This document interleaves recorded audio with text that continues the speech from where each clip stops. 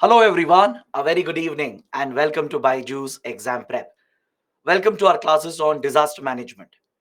So today being the first class on disaster management, we will be covering some basic topics.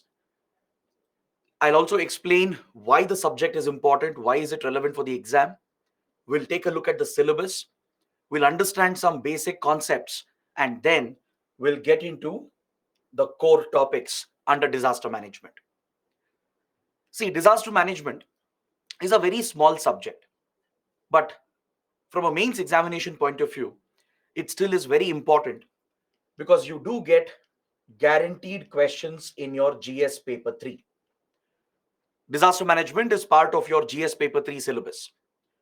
So you can expect 2 to 3 mains questions. And trust me, these are very easy topics to answer. If you cover the basics, if you're in touch with current affairs, you can easily write a good answer for all the questions that are asked.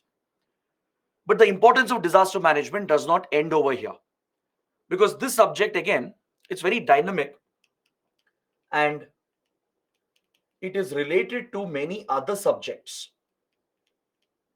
It has very close links with geography, with environment and ecology, science and technology, and also a little bit connection with polity, economy, and international relations. So you can expect related questions in these subjects as well. Something related to disaster management can come in geography, it can come in environment ecology, or even in science and technology. So that is why the subject becomes all the more important. Even though it's a very small subject, right? It's not just about the 2 3 questions you get in GS paper 3, but you can expect related questions in other subjects and in other papers as well. Then the topics we're going to study here, right? It deals with few environmental issues, it deals with climate change, it deals with some geographical aspects. So those topics can be important for your prelims as well. Even in prelims, you can expect a few questions which are linked to disaster management. So even though it appears to be a very small subject, right, it does have interconnections. So be it prelims or mains, the subject does become important, right? Explicitly, it's not part of your prelim syllabus, but the topics that we cover, that could give up or give rise to some questions in your prelims also. Is that clear? So don't neglect the subject at any cost. Trust me, if you cover the static part, if you cover the basics, and if you cover the dynamic part, that is the current affairs part of it, it becomes a very easy subject and you can score very well in all these questions. As you know, be it prelims or mains, every single mark matters. So these are the subjects where you can really score well. You can even anticipate some topics, prepare ahead, and you can score very well in these questions. Is that clear? So the first thing I would like to say is that please do not neglect the subject. And repeating this again and again, because I've seen many students do this mistake. They get obsessed with all the big subjects and they neglect the smaller subjects. Don't ever do that mistake. These are easy subjects with very little effort. You can score very well in these questions. Is that clear? So let's begin with the first module. Let's take a look at the syllabus. Let's see what kind of topics we'll be covering. Let's study some basic concepts today, and then we'll get into the core topics of disaster management. Is that clear? So this is what we have lined up for today. So first, let's start with the syllabus. What does UPSC tell us regarding the syllabus for disaster management? If you look at GS paper 3, there is only one line which has been given. UPSC says that you have to study disaster and disaster management. Now, this is very vague. It's very broad, right? The subject of disaster management is actually a very big subject. So UPSC has given only one line for us. So what do? How do we figure out which topics to cover, which topics to study, right? So what I have done is that I have taken the previous question papers from 2013. That's when the new syllabus, new format was introduced. That's when the subject of disaster management was also introduced. So from 2013, I've taken all the questions that have appeared in the exam, not just under GS paper 3, but under other papers as well, and also in prelims.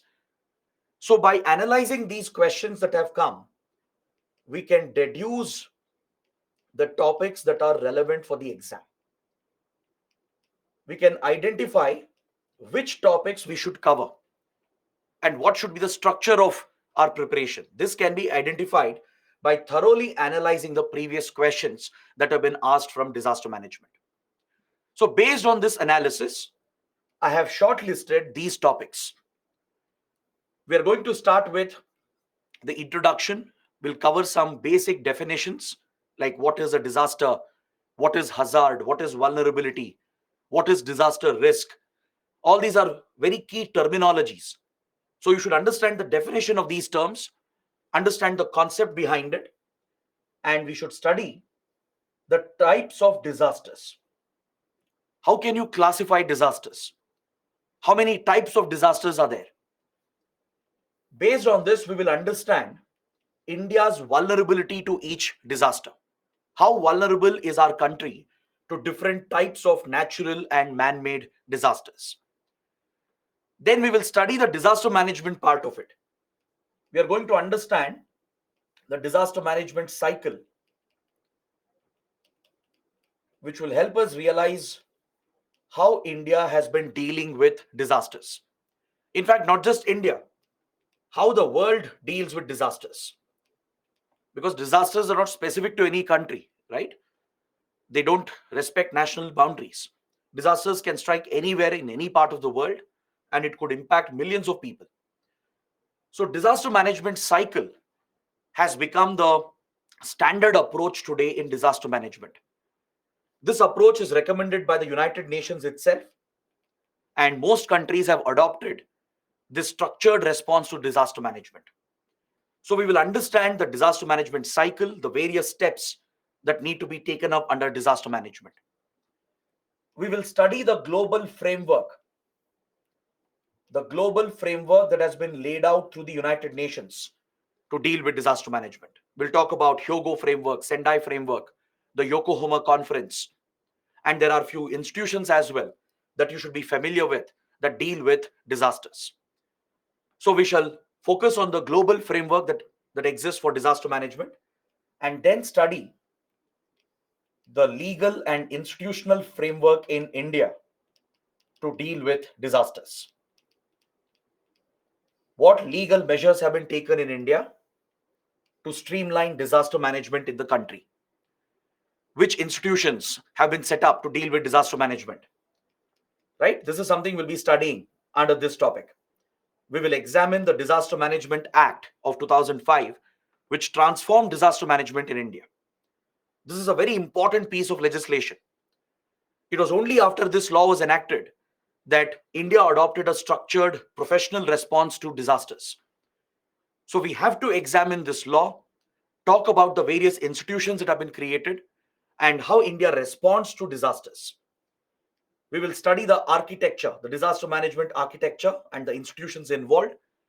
And throughout all these topics, I will be giving you many examples which can act as case studies with regard to disasters.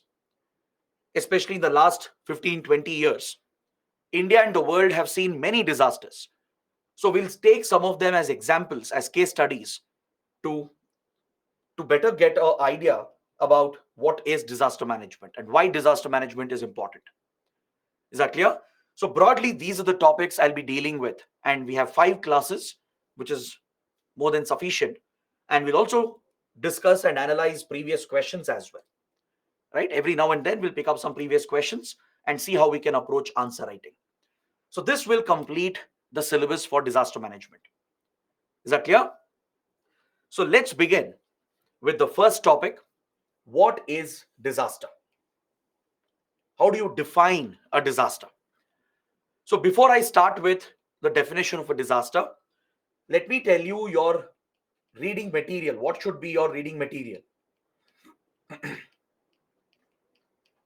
What should be the sources for your preparation. Please make a note of this before we start, and then we can begin with the basic concepts. See, for disaster management, I don't recommend any book. Don't rely on a textbook, not needed.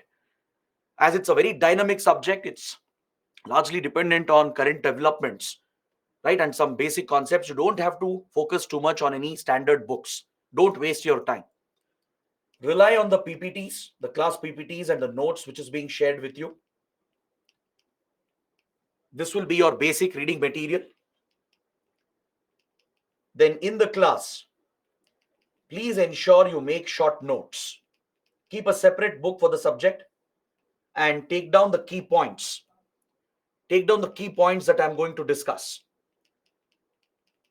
Wherever necessary, I'll write down the points as well. I'll highlight them. I'll repeat them if you want. So please ensure you make short notes in the class and get all your doubts clarified. So this becomes your basic reading material. Along with this, your current affairs from newspapers.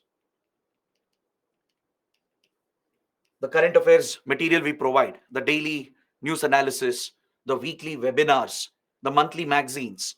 This will give you enough content to prepare for disaster management. Is that clear? This should be more than enough.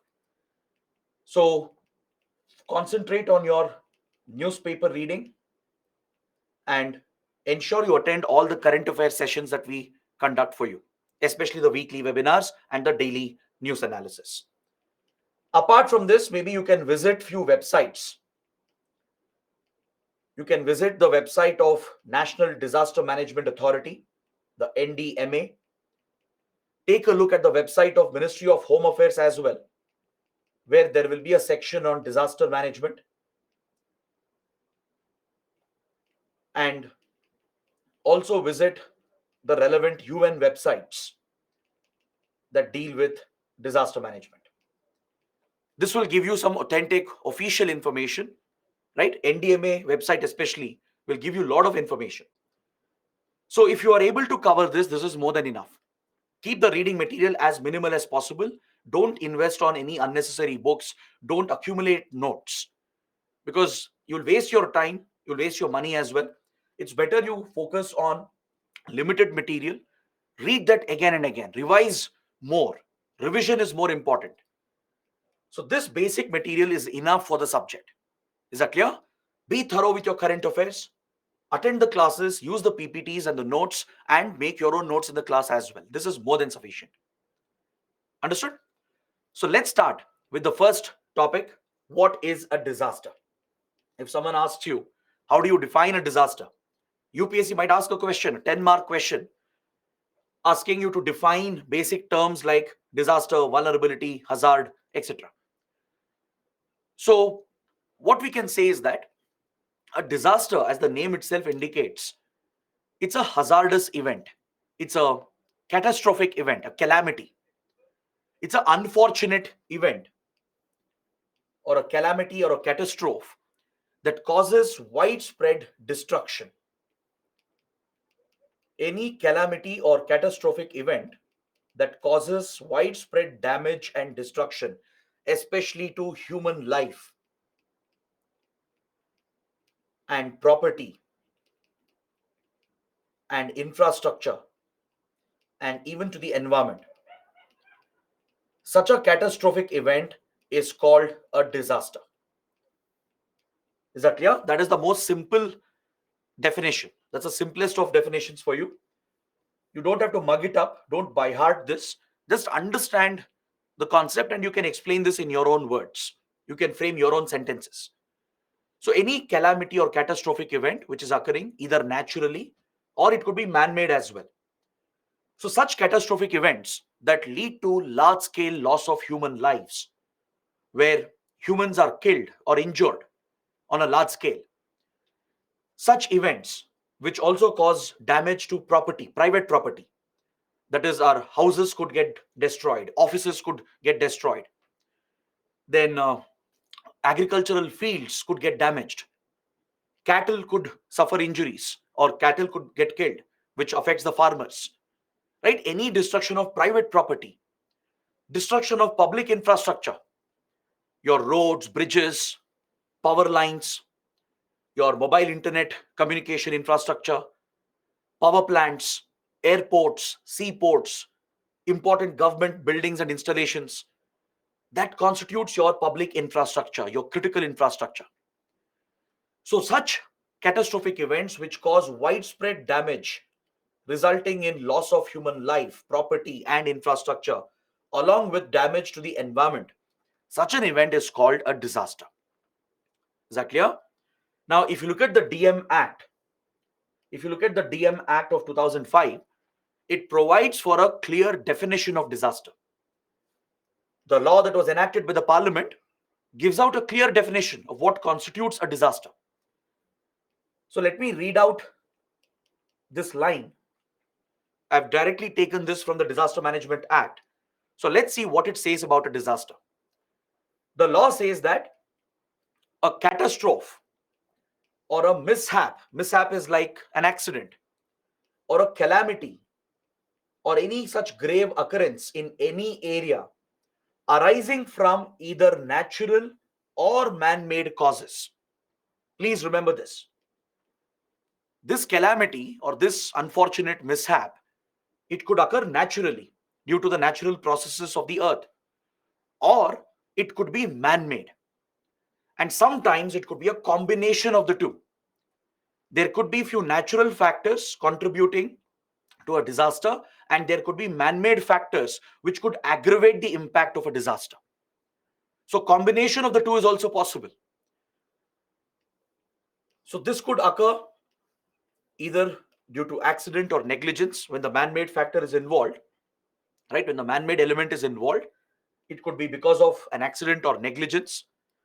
And if this results in substantial loss of human life, if many people are killed, if there is substantial human suffering due to injuries and economic loss, and if there is destruction of property, when we say property here, it refers to private property. And if there is destruction of infrastructure, that is public infrastructure. Public infrastructure is critical for our economy, right? So if there is large scale damage to critical infrastructure along with degradation of the environment, such an event of this magnitude is classified as a disaster by the law. Usually these catastrophic events, they will overwhelm the capacity of the region to deal with the impact of the event. Because see, any region, any community, any country or any district, they will have a certain capability to withstand the impact of these events. But disasters are those events which overwhelm your capacity to deal with them.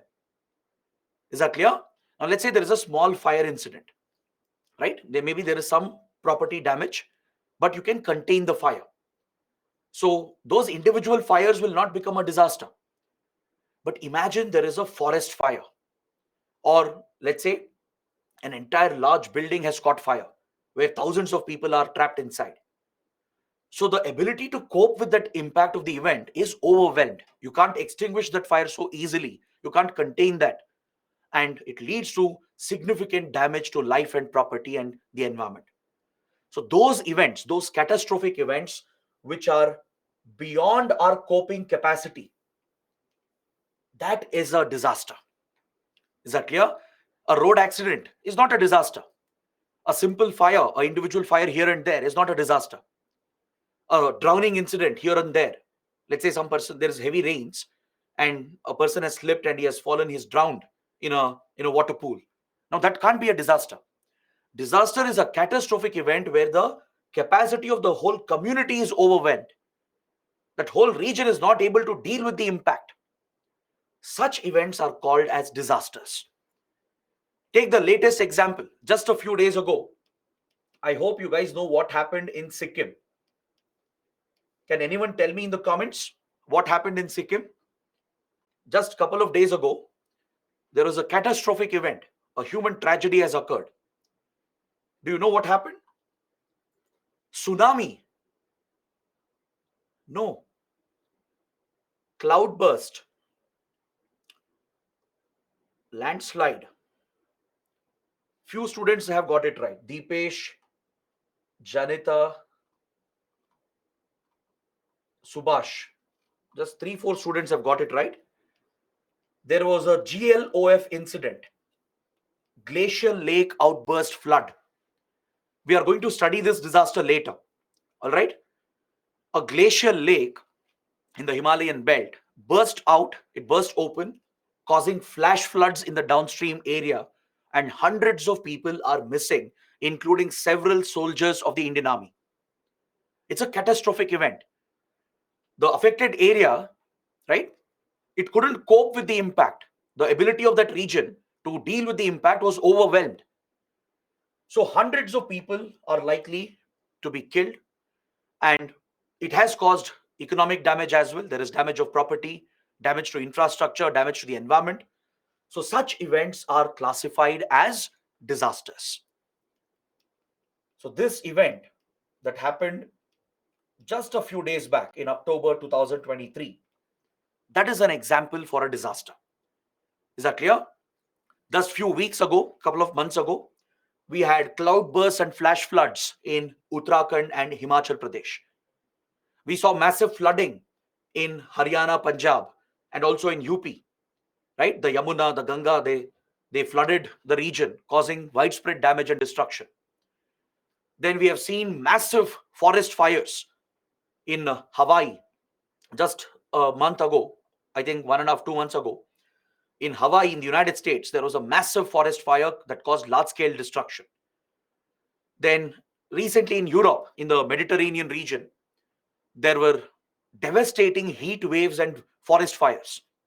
From Greece to Italy to Spain, all these countries were very badly affected by a forest fire and a heat wave condition.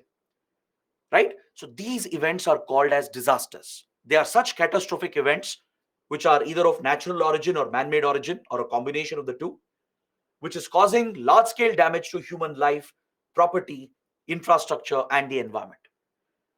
Is that clear? And the ability of the affected region to cope with the impact is overwhelmed. So those events are classified as disasters. Understood? So based on this concept, let's understand what is a hazard. This is another term which will be frequently used in disaster management. Even in newspapers, when you're reading about these events, the term hazard would be mentioned. Is that clear? Hazard is slightly different from a disaster. So let's understand what is a hazard.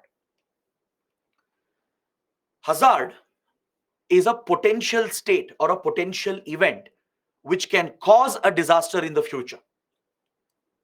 Hazard can lead to a disaster. Is that clear? Any potential substance, let's say a toxic chemical. Now, just because there are toxic chemicals that we use doesn't mean disaster will happen, right? But those toxic chemicals, they have the potential to cause a disaster.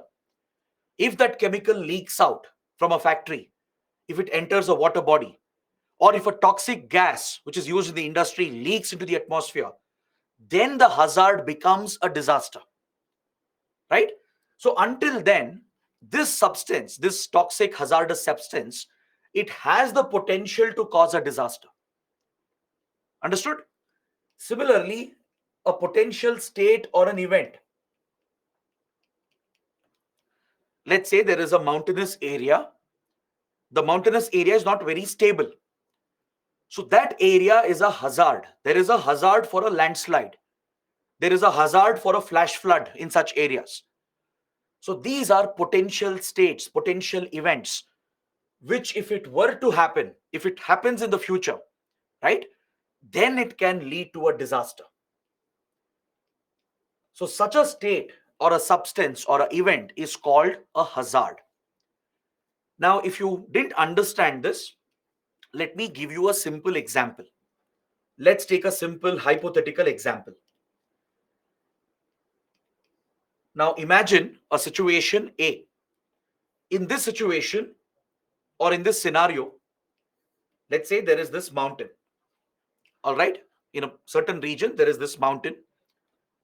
there is a large boulder, a very huge boulder sitting on the slope of the mountain. So this boulder, it has the potential to slide down under right circumstances. Let's say there is an earthquake in this region, or let's say the support structure gets weakened due to erosion, right? Because wind and water can erode the rocky structure, and this boulder can slip and slide down. All right. Now imagine this is situation A.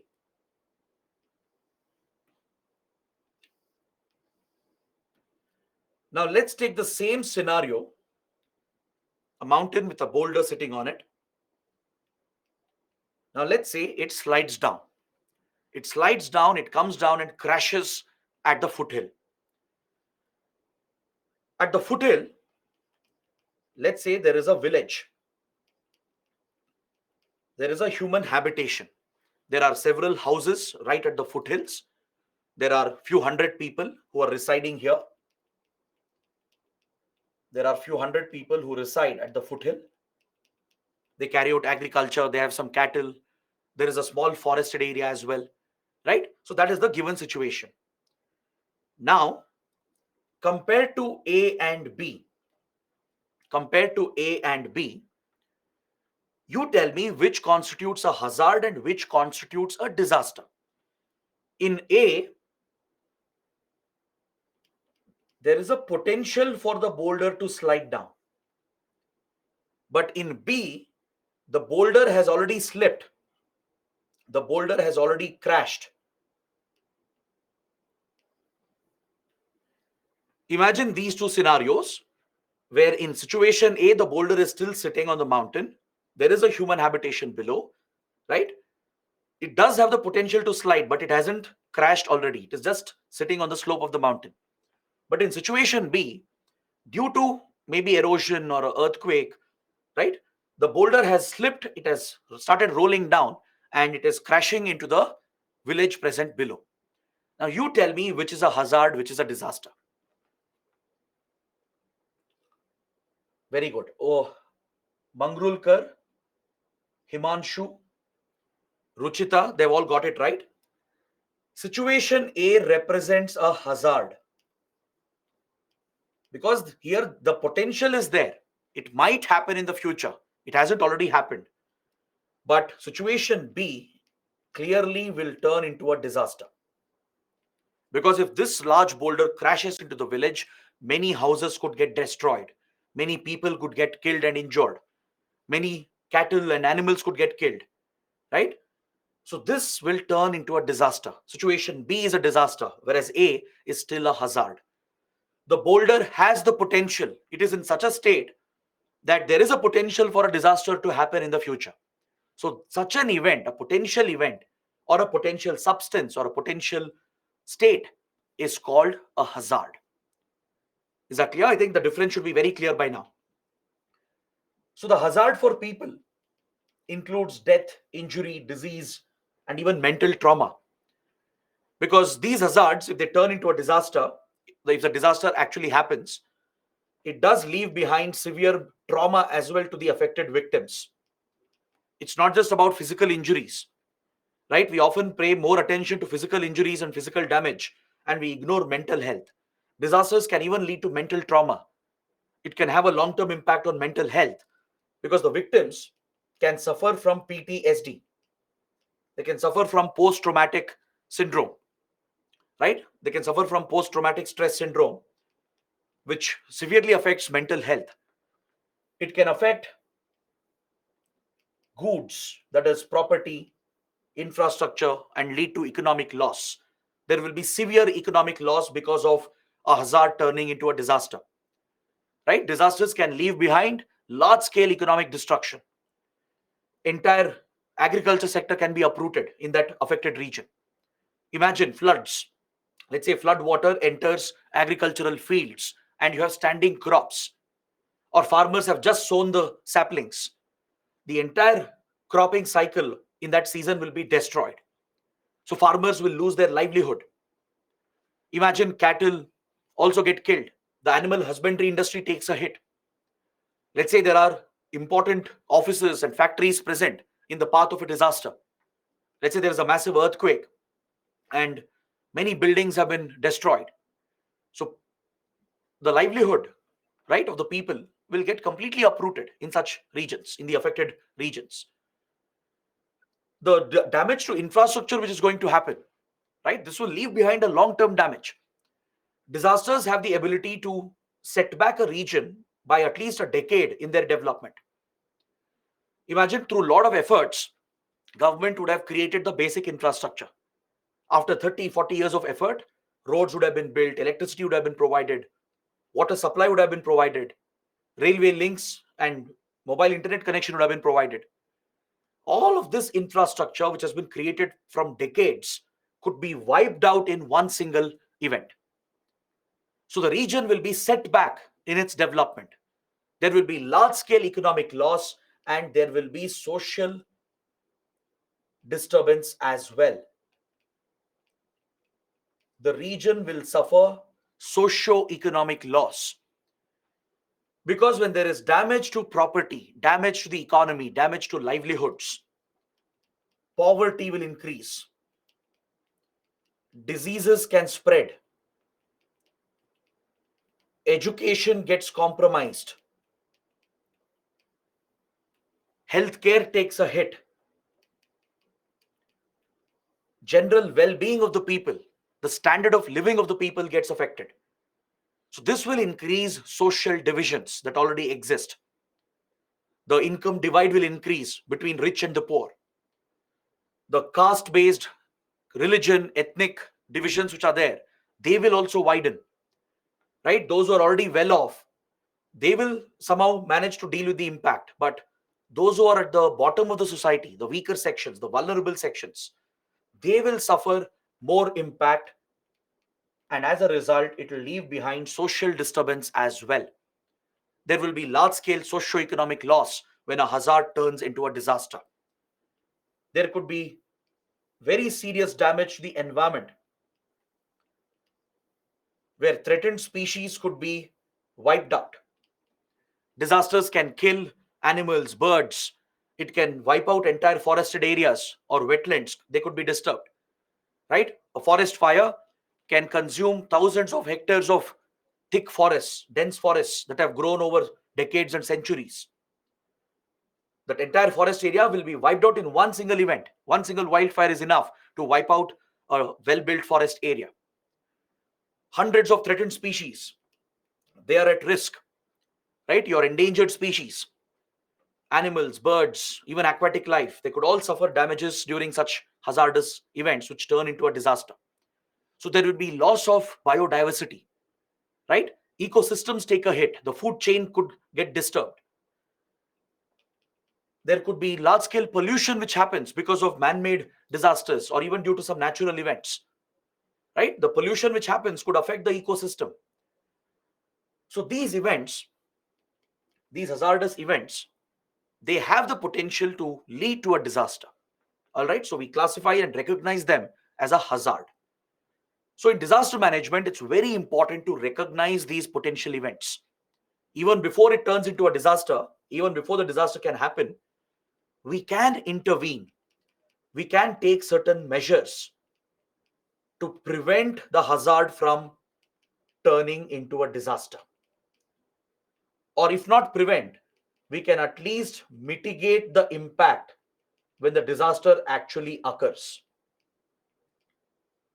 Without understanding the hazard, without understanding the risk, you can't really plan, you can't prevent, you can't mitigate.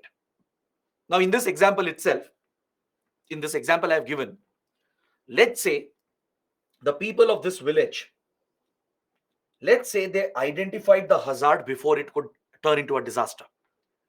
They observe that the boulder is in a precarious position.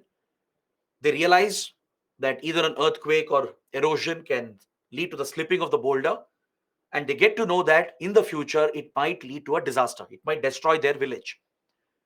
Now, by understanding the hazard, understanding the risk and the vulnerability, if they take certain measures, let's say they will give some support to the boulder, they will take certain structural measures to build a support structure for the boulder to hold the boulder in place. Or let's say they build a barrier here, they build a retention wall to try and cut the impact. Even if the boulder slips and rolls down, they would have created a barrier which can at least cut down the impact. Or they understand the risk, they move the village to a different location. Maybe they move the village slightly away from the foothill itself, so that even if the boulder crashes, it's not going to hit the village, right? The village can be slightly shifted as well. Some of the houses which are right at the foothills, they can be moved out to a different place, a different location which is more safer. So by taking these measures, you can at least prevent, or if not prevent, you can at least mitigate, reduce the impact. So this is what we do in disaster management. In disaster management, you understand the disaster first. You study the hazard. You conduct scientific research. Understand how hazards happen, how they turn into disasters, and think of measures that can be taken before it turns into a disaster so you can prevent or mitigate the impact. Sometimes disasters can't be prevented, right? There are some natural processes which are beyond human control. So in that case, we at least can prepare. We can prepare to save as many lives as possible. We can prepare to reduce the economic and social damage, right? We can strengthen our infrastructure to ensure it withstands the impact of these events. That is how we minimize the impact of a disaster.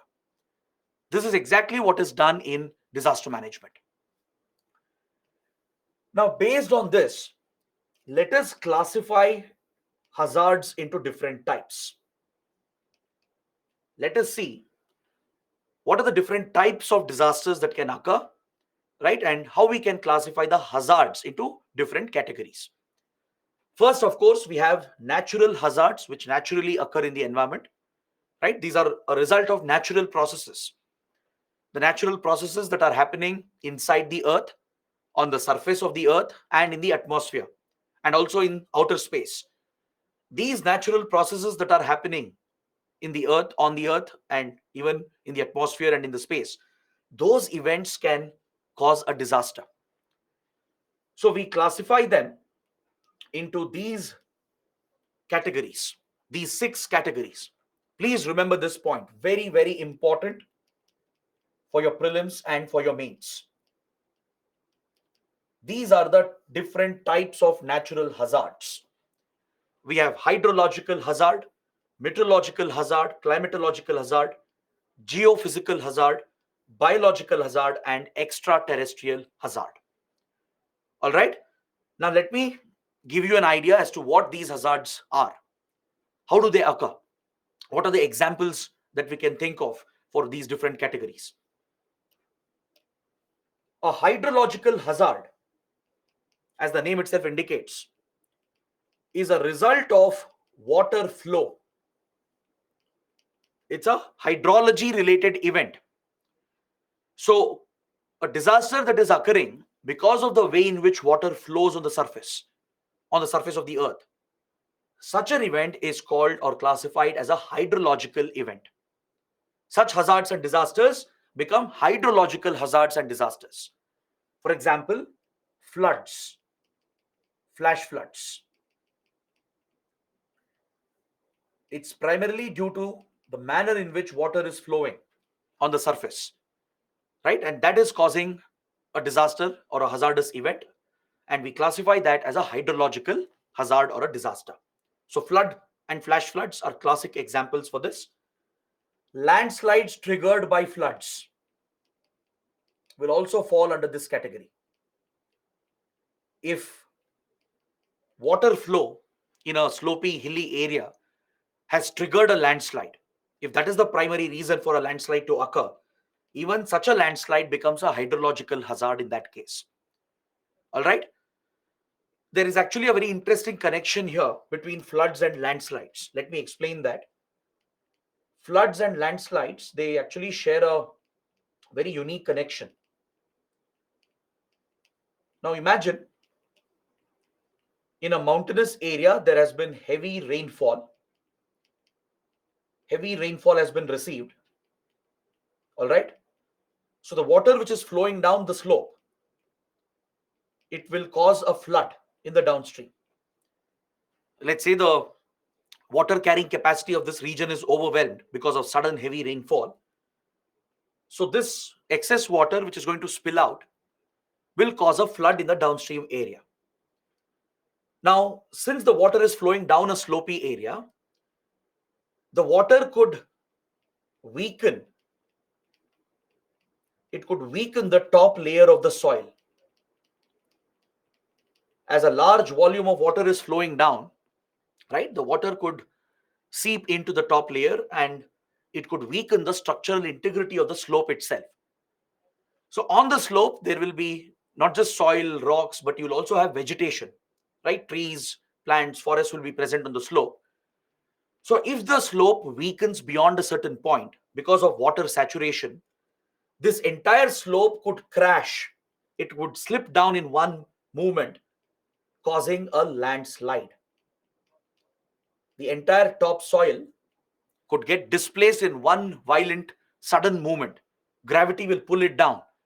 So all the soil, rock, debris, the vegetation, everything will crash, causing a landslide. Now, this landslide could form a natural dam in the valley.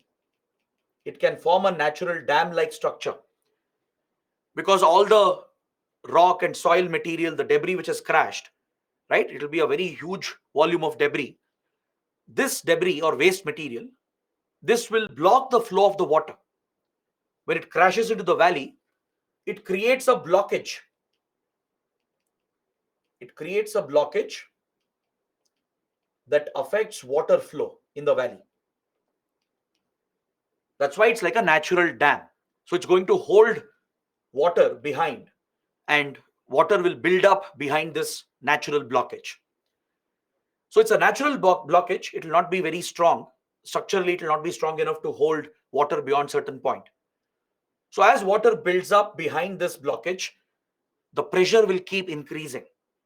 And at some point, maybe after a few hours, after a few days, this natural blockage will break apart. This natural dam-like structure which has formed, right, caused by the landslide, it will rupture, it will break apart, triggering another round of flooding in the downstream.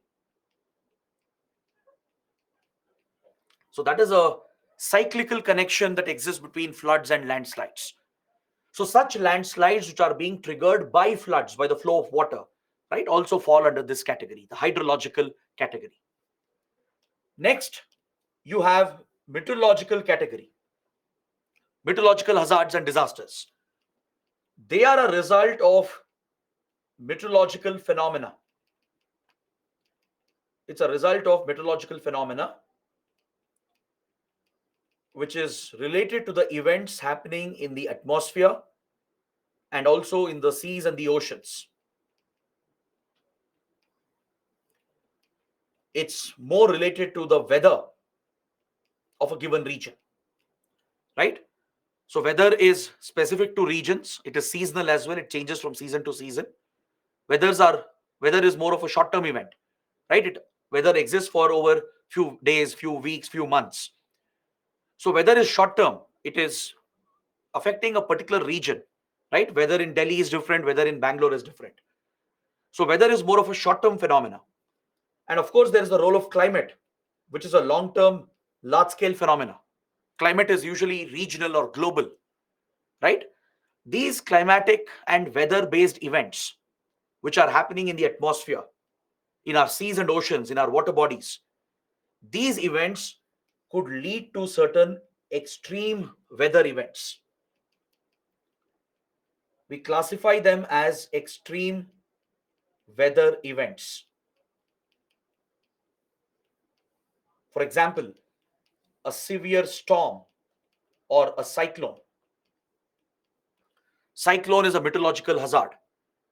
Is that clear? A severe storm, also called a cyclone, right? It could cause widespread damage and destruction, and this is primarily due to weather and climatic patterns. It's a result of the processes that are happening, the natural processes that are happening in our atmosphere, in our seas and oceans, and in our ecosystems. So this weather-based phenomena, which is also linked with climate, can cause such extreme events, extreme weather events, such as a cyclone. Even extreme temperature leading to heat waves,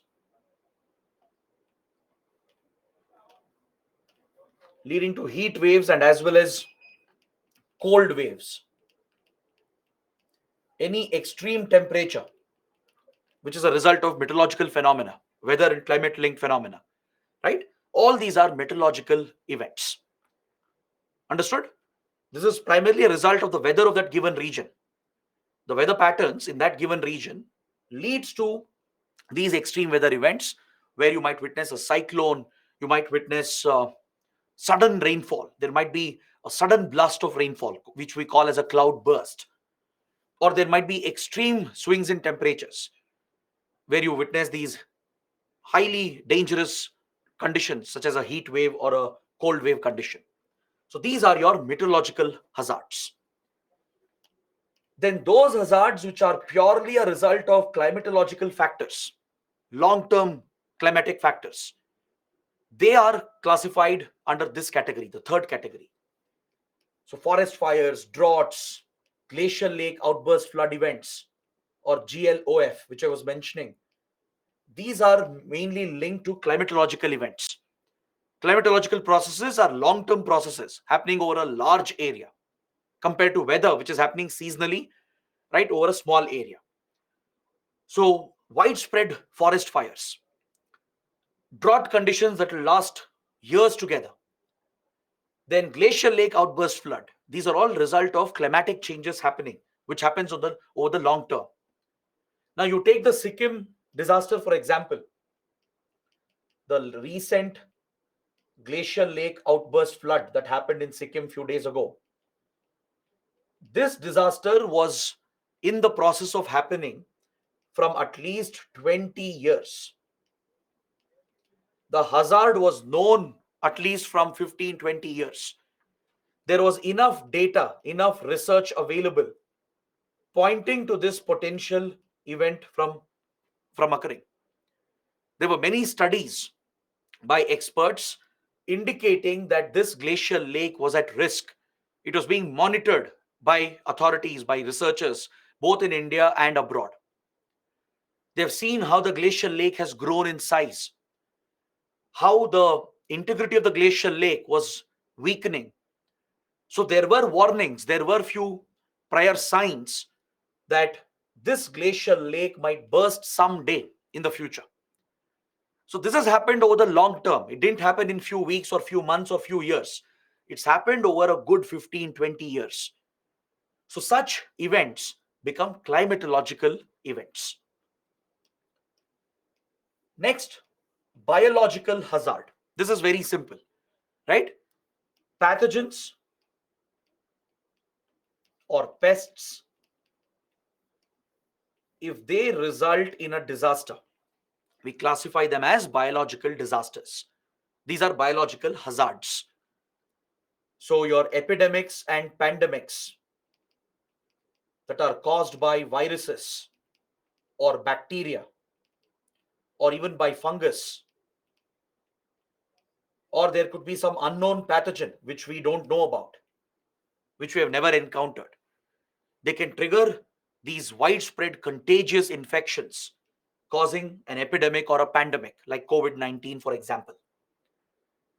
There could be toxic algal blooms that could spread beyond control, causing severe environmental damage and as well as damage to human life. There could be a pest infestation, widespread insect infestation that could turn into a disaster, right? Can you give me any example of a insect infestation? Are you guys aware of any such pest or insect or even rodent infestation which has led to a very dangerous calamity or a catastrophic event? Any idea?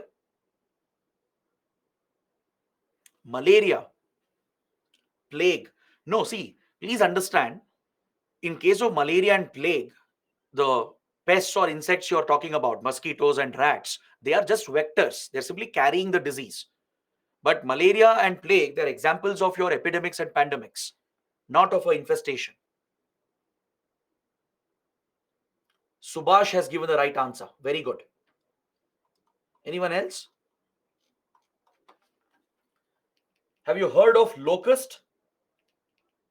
Locust is a type of a grasshopper. It looks very similar to a grasshopper, belongs to the same family.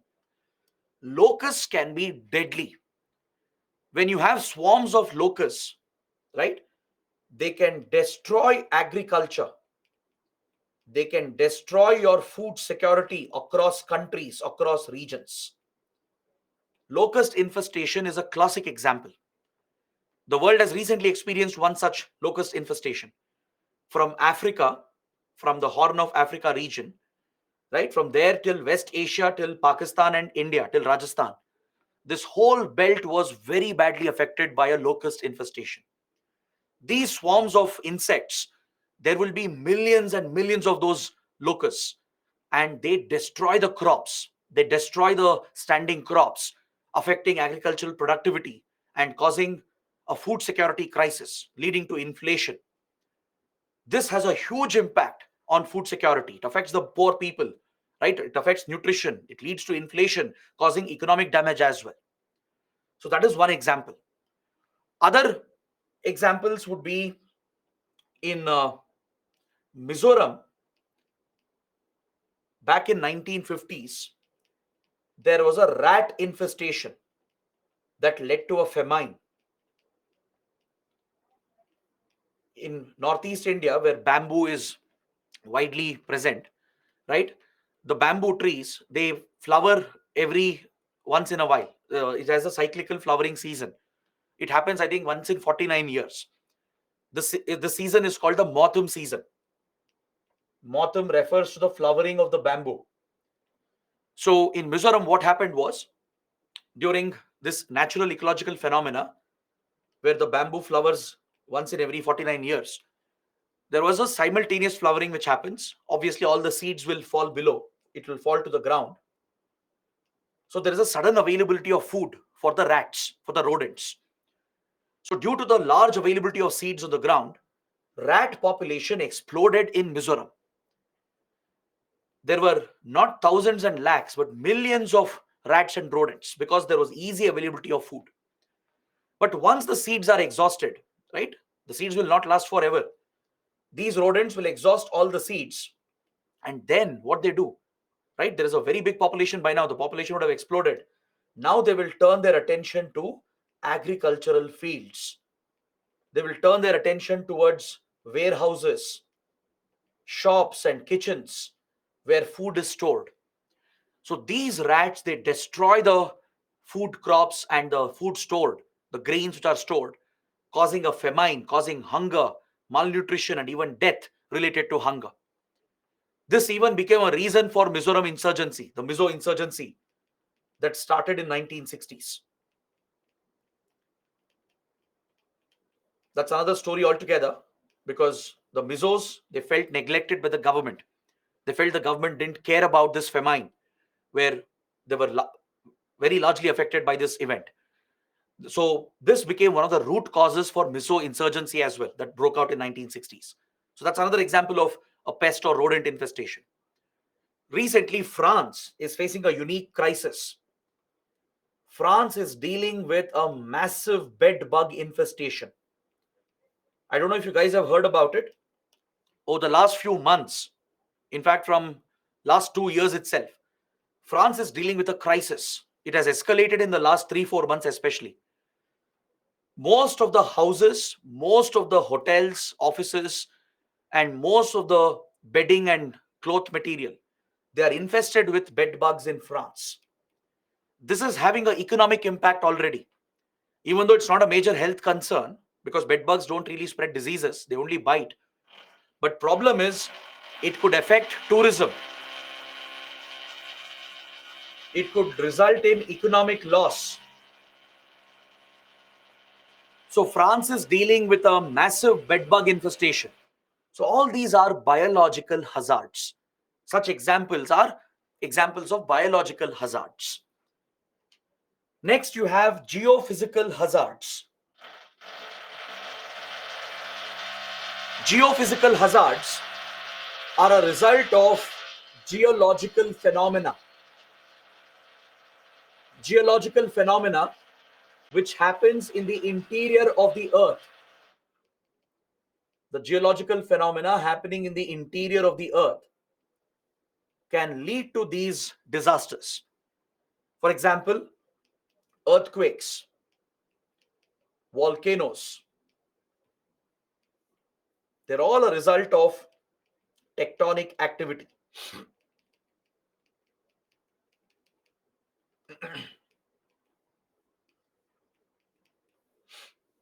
The mass movement which happens in the interior of the earth, which is linked to our tectonic plates, and how tectonic plates crash into each other and how they subside under each other.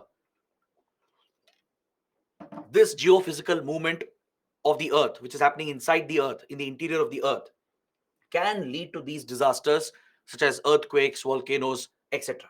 These are geophysical phenomena, right? Tsunami is also linked to the same phenomena. Tsunamis are usually caused by underwater earthquakes and underwater volcanoes. Is that clear? So under the sea or the ocean, if there is a massive earthquake, or if there is, let's say, a massive volcanic eruption underwater, that could trigger a tsunami wave that will crash into the coastline. So all these hazards, they are a result of geophysical processes. They are a direct result of geological phenomena. So one classic example is the 2004 Indian Ocean tsunami. In the Indian Ocean, there was a devastating tsunami. There was a devastating tsunami that caused widespread damage across multiple countries. In India alone, Tamil Nadu and Andaman Nicobar Islands, they were very badly affected. More than 1 lakh people were killed just in India during this tsunami. More than 1 lakh deaths were reported during this massive tsunami. And even other countries like Sri Lanka, then Thailand, Indonesia, and Maldives, and few East African countries, right? Myanmar and Bangladesh, they were all affected by this massive tsunami, which was triggered by an underwater earthquake. It was an underwater earthquake near Sumatra, that is near Indonesia, near the Sumatran island, which is close to our Andaman Nicobar Islands. It belongs to Indonesia. So near the Sumatran island, there was a massive underwater earthquake that occurred, and this triggered a mega tsunami wave. And this affected multiple countries, killing lakhs of people. And it's one of the biggest disasters India has suffered from, right? So these are geophysical phenomena. Now, don't assume tsunami is a hydrological event. It's not. It's not a result of water flow. Even though it's a water-related disaster, understand what triggered the tsunami in the first place. The tsunami was triggered by geophysical events, by an earthquake or a volcano. So tsunami also falls under geophysical category. Coming to the last category, extraterrestrial. Here the risk factor is from outer space. There are hazards that threaten Earth from outer space, and we call them as extraterrestrial threats. Space weather is a major concern because you have solar storms, right? Every time there is a solar surge on the solar surface, it results in a solar storm where highly charged particles, they crash into the Earth's atmosphere. This can disrupt satellites. They can knock out the satellites in orbit. They can disrupt electronics and power transmission and communication on the ground, on the surface of the Earth. Potentially, a mega solar storm can simply wipe out the Earth atmosphere itself. It has apocalyptic potential. It can wipe out the atmosphere and wipe out life on Earth. So space weather, solar storms, and these cosmic storms which come from outer space, right, and how they interact with our atmosphere is a hazardous event. Regularly, we do witness these solar storms. They simply disrupt communication, power transmission, and satellite operations. But there can be a mega solar storm which can just destroy the Earth's atmosphere, causing complete apocalypse on the Earth. Near Earth objects have the same potential. Asteroids, the meteors, comets, if they were to collide with Earth, it can be an apocalyptic event. It can wipe out most of the life on Earth. In the past, we have experienced such events millions and millions of years ago, right? There are few places on Earth where we have recorded such devastating meteor strikes or asteroid strikes that can be very devastating to life on Earth. Is that clear? So any threat coming from outer space, any threat that is outside of the Earth, that becomes an extraterrestrial threat. Is that clear? So these are the natural hazards that exist, the different types of natural hazards. Now let's look at the man-made hazards. Let's look at these anthropological hazards. Anthropological means they're of man-made origin. So man-made activities, man-made events can contribute to disasters, and we call them as man-made hazards. There are essentially two types. You have industrial disasters.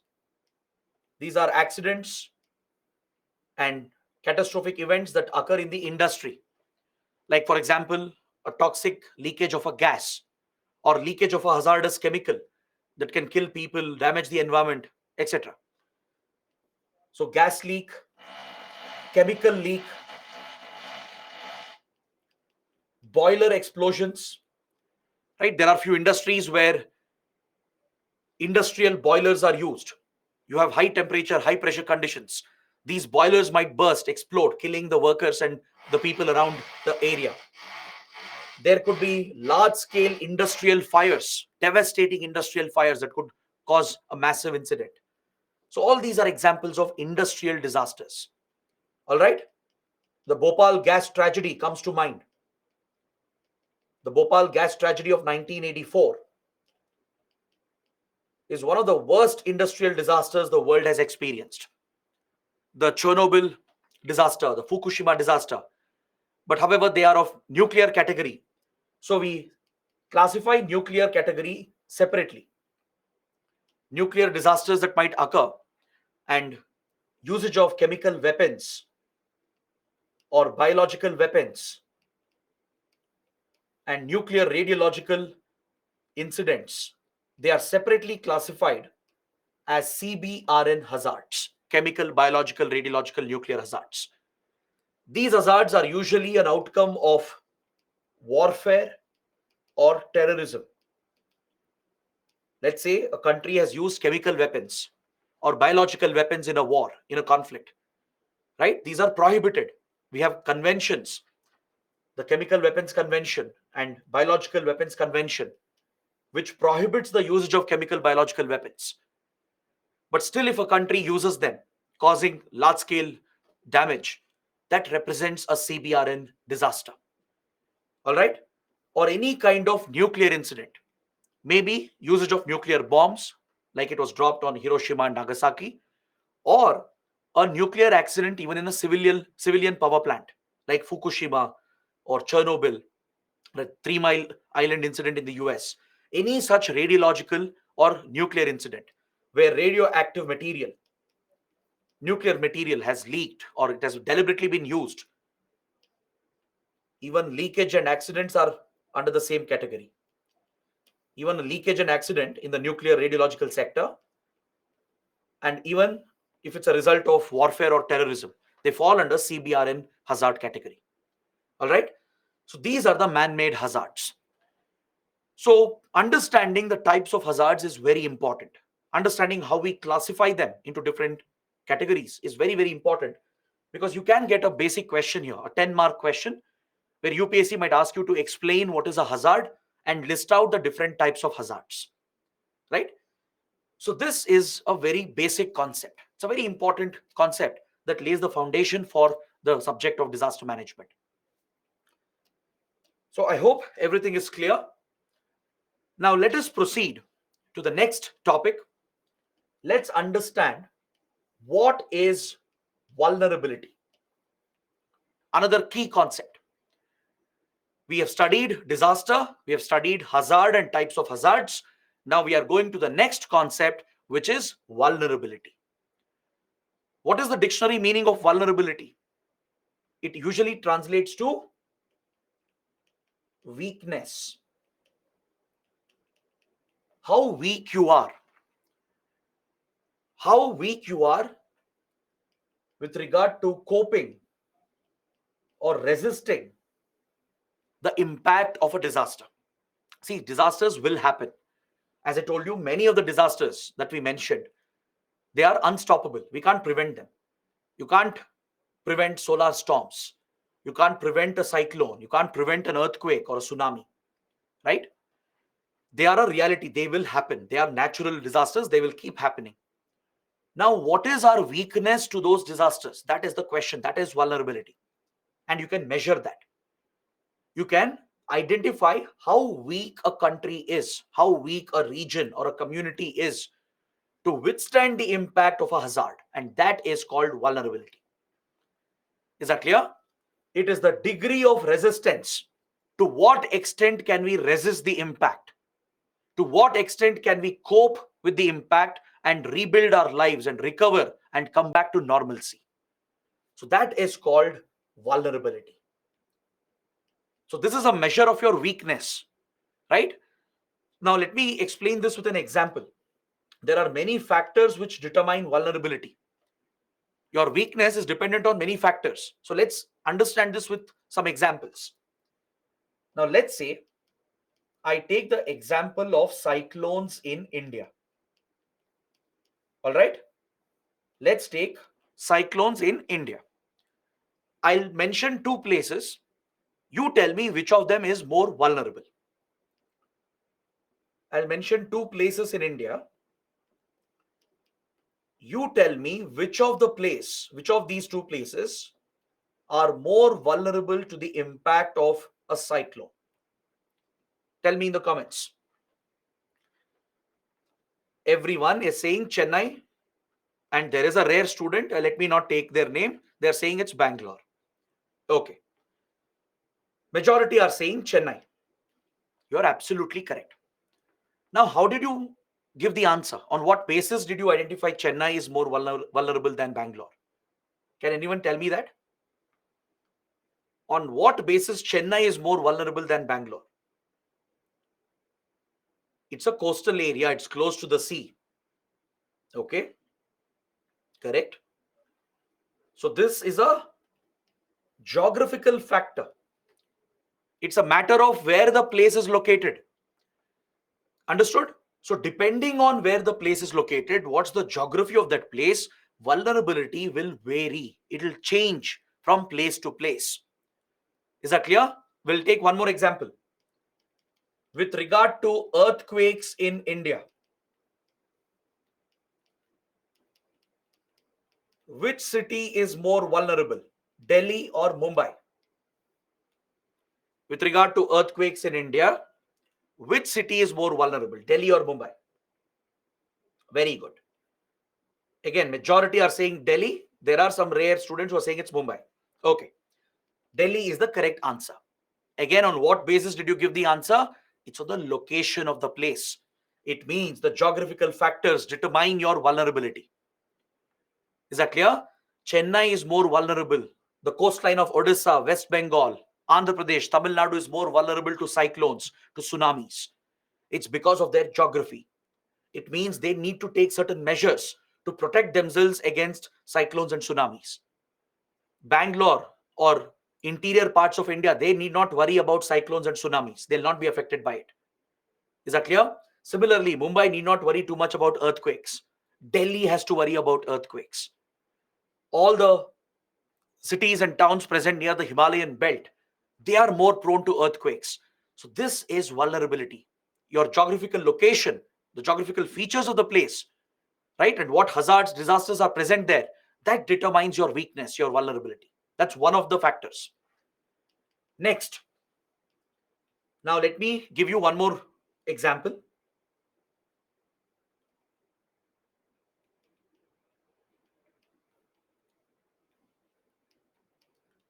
We are taking two countries here, Japan and Philippines. Both Japan and Philippines, they are located in a very vulnerable location. Geographically, both are vulnerable. All right. They face multiple disasters. They face typhoons, earthquakes, volcanoes, and tsunamis. Now, out of Japan and Philippines, you tell me which country can cope better. Let's say both Japan, Philippines have been hit by the same earthquake. The same earthquake has caused a lot of devastation to both the countries. Now, you tell me which of the two countries can cope better. The disaster has already happened.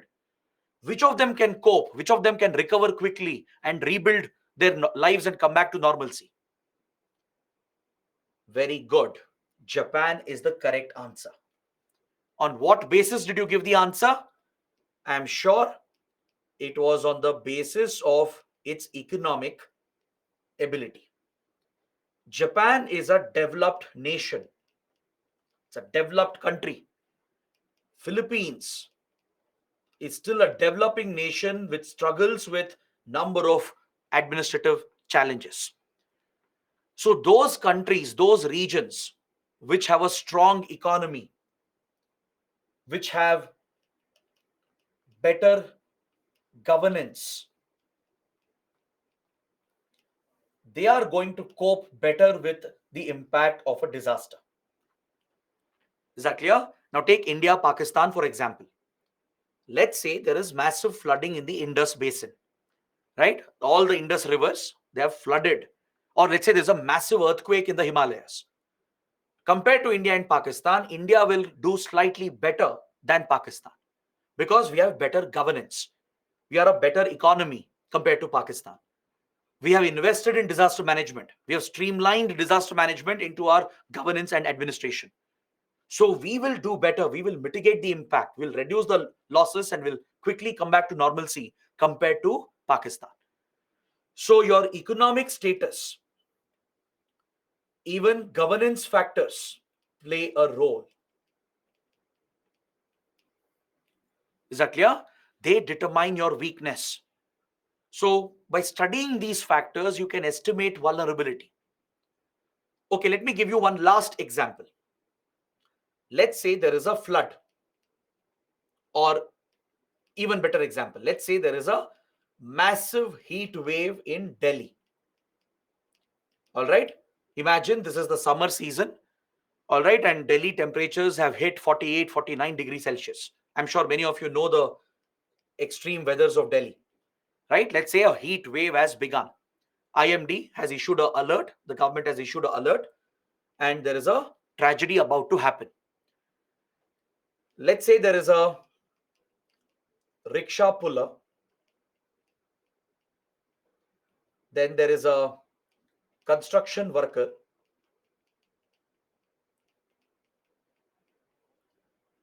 and you have a software engineer. All right, you have a software engineer and a doctor. Now, amongst these four people, whom do you think will be the most affected by the heat wave? There is a rickshaw puller, there is a construction worker as well, an engineer and a doctor. And Delhi right now is witnessing a heat wave. Amongst these four, who will suffer the most? The first two, very good, rickshaw puller and the construction worker, because they are poor people.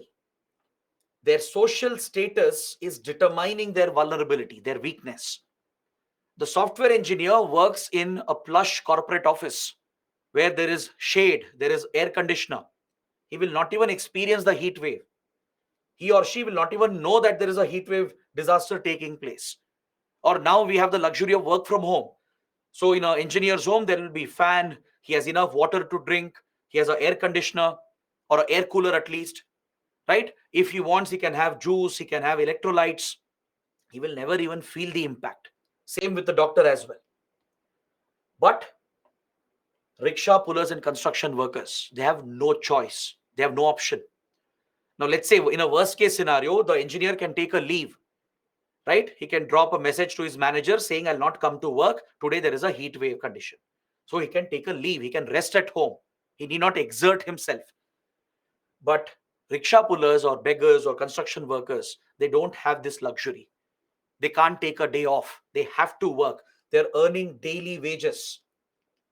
If they sit at home, they'll go hungry. Their family will go hungry. So they're forced to go and work despite the heat wave alert. And the worst part is that they will not have any shade. They'll not have the luxury of air conditioners, fans and coolers, waters and electrolytes. So they'll exert themselves physically. They'll drain themselves out, thereby suffering heat stress. And they might even get killed because of the heat related disorder. Look at the impact. Look at the huge difference in impact.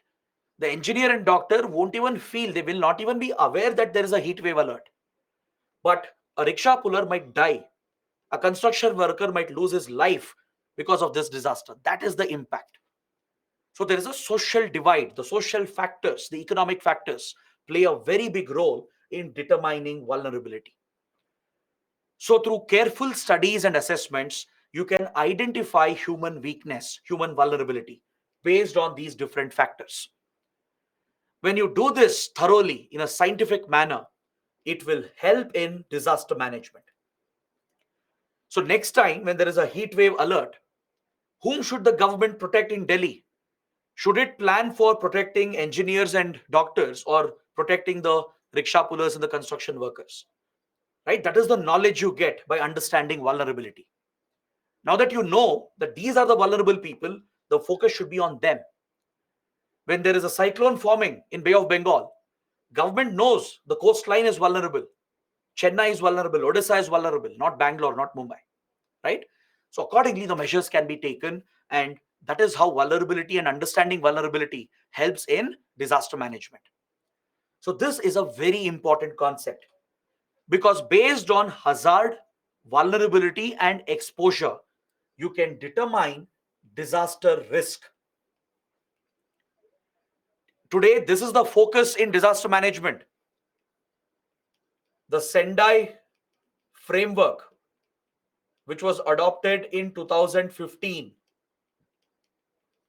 under the United Nations, has prioritized disaster risk reduction. This is the pillar of disaster management today in the world. Even India has adopted disaster risk reduction as the focus of our disaster management. Disaster risk is the combination of hazard, vulnerability, and exposure. Exposure is nothing but the extent to which you are exposed to the event, right? The extent to which you are exposed to the impact. This will depend on the population, the demography, the business and the economic structure of the region, the structures and buildings of the region. So all these factors will determine to what extent you are exposed, directly exposed to the impact of a disaster. So when hazard meets vulnerability and exposure, this is where, at this common point, this is where disaster risk arises. Now, if a given place, let's say it faces a hazard, and let's say the region is vulnerable and the region is exposed completely, that is when the disaster risk is the highest. All right. For example, in North India, faces a major earthquake hazard because it's right next to the Himalayan belt. The Himalayan belt is tectonically very active. It's a seismically active zone. It has the potential for mega earthquakes, and northern India is very vulnerable, right? So the hazard is present. Potentially, a mega earthquake can occur, which strikes northern India. The region is completely exposed. There is exposure. And the region is vulnerable because enough measures have not been taken to protect the region. None of the buildings here, most of them, they're not earthquake resistant. They're not earthquake proof. Sufficient planning has not been done to secure northern India from earthquakes. So if the earthquake were to happen, right, as hazard meets vulnerability and exposure in northern India, the disaster risk here would be very, very high. So you can reduce your disaster risk through better disaster management. You can reduce disaster risk through your disaster management. You can prevent the hazard, right? Some disasters can be prevented, or you can mitigate. You can take certain measures to reduce vulnerability and exposure. You can strengthen the buildings, make people aware, regulate construction activities. There are many, many steps that can be taken in disaster management through which you can reduce your hazard or vulnerability or exposure. So, by tackling hazard, vulnerability, and exposure, you can reduce the disaster risk itself. The total risk posed by a disaster can be brought down. So, by taking these measures under disaster management, you can save lives. You can minimize the economic damage of a disaster. You can contain the impact of a disaster. So, disaster risk has become the core concept in disaster management today. All right. So, by understanding hazard, vulnerability, and exposure, you can do better in disaster management. You can plan ahead. You can prepare for upcoming disasters. You can take certain structural measures to reduce the actual impact and save lives and save the economic losses. Is that clear?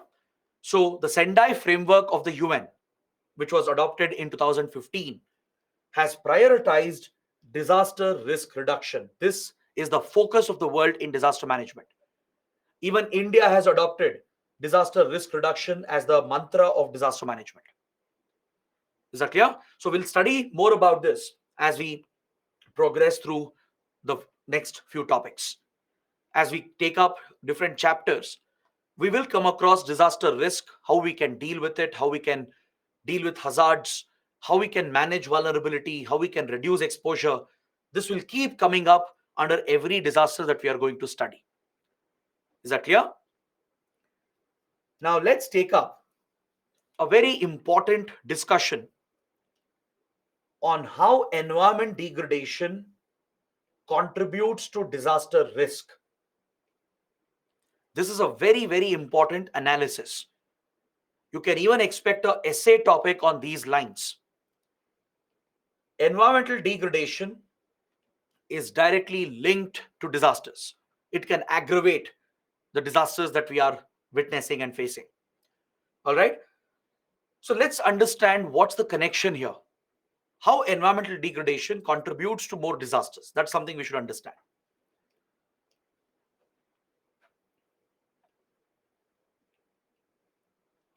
See, you might have heard that today the world is witnessing more extreme weather events, meaning the world is witnessing more windstorms or cyclonic circulations.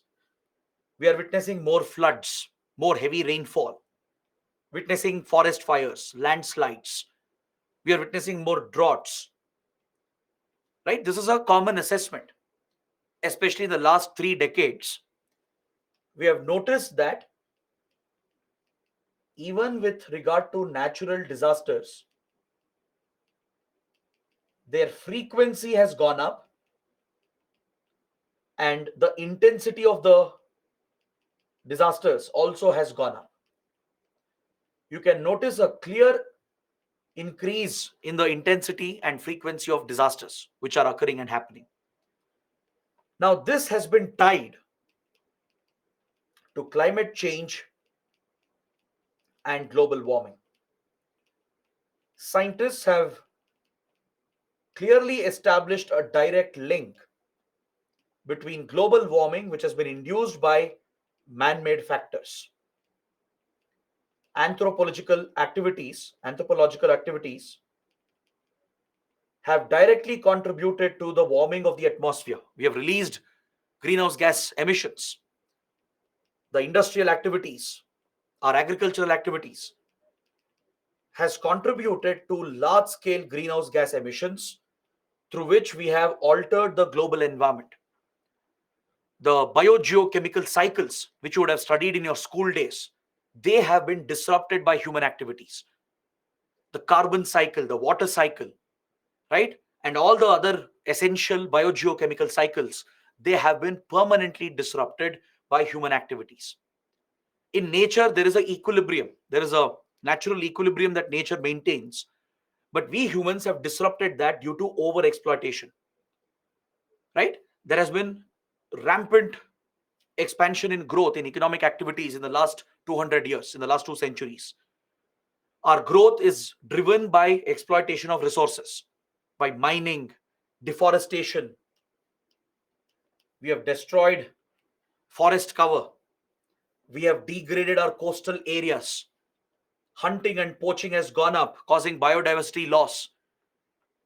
For agriculture, for urbanization, for expanding our cities, for expanding industrial projects, right? We are clearing forest areas.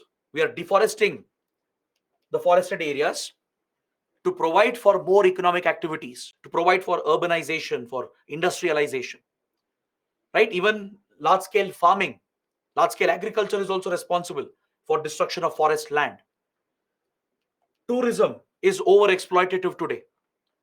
Sensitive, delicate areas like coastal areas, forested areas, mountainous areas, they're all under risk, they're all under great stress because of over tourism, over exploitation of tourism. So the overall degradation that we are causing, right, it's leading to desertification as well. The land soil quality is declining. Erosion has intensified because we have destroyed the forest cover. If you destroy the forest cover and vegetation, right, the soil is exposed to the natural elements, because plants, they hold on to the top layer of the soil through their root structure. They provide stability to it, and they also add nutrients to it. If you deforest areas for urbanization, agriculture, and industrialization, the soil will become more exposed to elements like water, wind, etc. Erosion increases. Nutrient loss will happen. Over a period of time, it will not happen quickly, it will happen maybe over 20, 30, 40, 50 years or over centuries, right? Over a period of time, the nutrient loss and the erosion will cause land degradation. The land itself will become degraded. It will become unfit for growing any plant. And eventually, these areas will turn into desert areas. The desert areas will expand. You would have heard about desert expansion. It's called desertification, right? So, as we contribute to these events, as we are degrading our ecosystems due to rampant overexploitation, as we are altering the natural processes, the climatic and the weather patterns are being altered. The rise in temperature, for example, the global average temperature has already increased by more than 1 degree Celsius. Just in the last 2 centuries, we humans have contributed to a global rise in temperature. The average temperature has gone up by more than 1 degree Celsius. This rise in temperature disrupts your natural processes. The atmospheric and oceanic processes are getting destabilized. In geography, you would have studied about wind currents, you would have studied about oceanic currents, right? Evaporation, all these basic processes, they are getting disturbed. Rate of evaporation has altered. The rate at which glaciers and ice caps are melting, the rate of melting of your glaciers and ice caps has increased. Rate of evaporation is seeing a disturbance. The rate at which water evaporates to form clouds, right?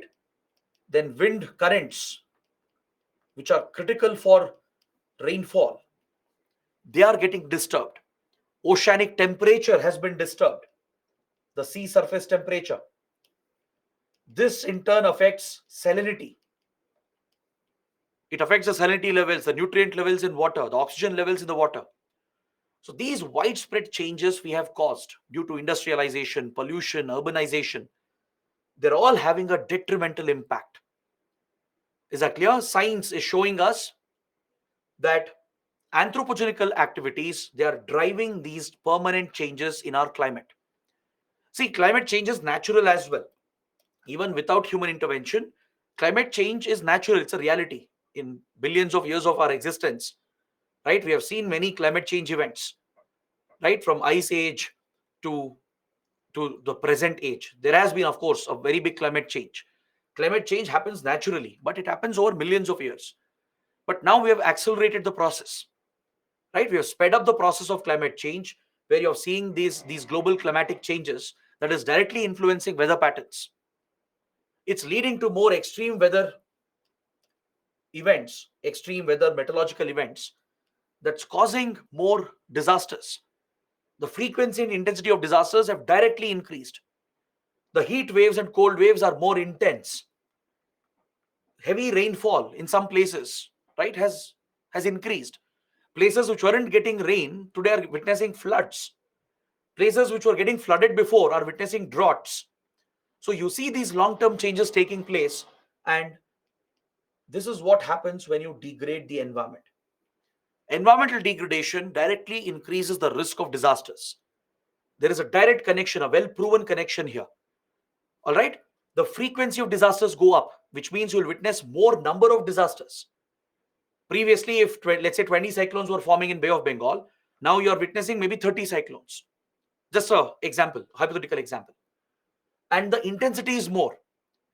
Maybe out of these 20 cyclones that were forming before, maybe one or two are turning into very severe cyclones. But now, out of the 30 which are forming, at least 4 or 5 are becoming very high severe cyclones. So the intensity has gone up, which means the impact is more. So we are witnessing more regular disasters and more devastating disasters. So the more you degrade the environment, the more you upset the equilibrium. That directly contributes to disaster risk. So understanding this connection is very, very important. We basically have increased our own vulnerability by causing these long-term changes, right? We have increased our vulnerability to disasters. All right. So please pay attention to this assessment. This can be very useful in when you're writing your mains answers, not just in disaster management, even in geography and in environment and ecology. There could be questions on these lines. There could be an entire essay topic based on this. So if you understand the crux of this argument, if you understand the core argument here, right, based on this, you can build an answer. You can build an essay as well and add relevant examples to justify that argument. So now let's look at where India stands. What is India's vulnerability and risk? Before I start explaining every disaster separately, before we start with each disaster, it's important to understand where we stand. Because from a UPSC point of view, our focus should be on India, right? We will look at other world events as well, but the disasters being faced by India and the impact on India is more important for the exam. So let's understand what is our vulnerability, what is our risk, which parts of India are more vulnerable, right? These basic pointers can be very, very important for your mains answers. According to a study by the Internal Displacement Monitoring Center, on an average, 5 million people in India are getting displaced because of disasters. Please remember this data. You can mention in your answers that India faces the highest risk of displacement of people due to disasters. Because when massive disasters occur, right, people lose their homes. Their houses could be destroyed. See what happened in Uttarakhand 2 months ago. Flash floods destroyed several houses. Cyclones, they can destroy infrastructure. They can harm the economy of the region.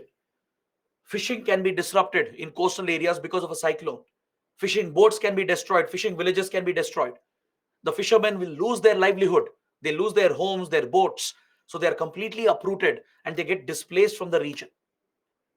Right? The COVID-19 pandemic, which was a biological disaster, led to large scale displacement of people because of the lockdowns, right? Because of the large scale exponential rise in cases. Many people lost their jobs, they had to migrate, they had to move out, right? So, displacement is a very real risk associated with disasters. People losing their homes, their jobs, their livelihood, they get displaced in the country. And India, amongst all the countries, faces the highest number of displacements. Of course, this has to do with our large population as well. Today, we are the world's most populous country, right? We've overtaken China as well. So, definitely more people will be affected in India. But despite that, we face the biggest risk of displacement, which means the economic loss is higher, the social losses will, will be witnessed in the years to come. There will be a long term socio-economic impact if millions of people are getting displaced because of disasters in the country, right? Now, if you look at the map, there is not a single region in India which is spared from disasters. Across the country, across the length and breadth of the country, even our island territories, they do witness some kind of disasters or the other. All right? Towards the east coast of India, the biggest risk is that of cyclones, tsunamis, and coastal flooding. That's the biggest risk on the east coast of India, right? Towards the northeast, earthquake, landslides, then even forest fires, correct? Cloudbursts and floods, flash floods.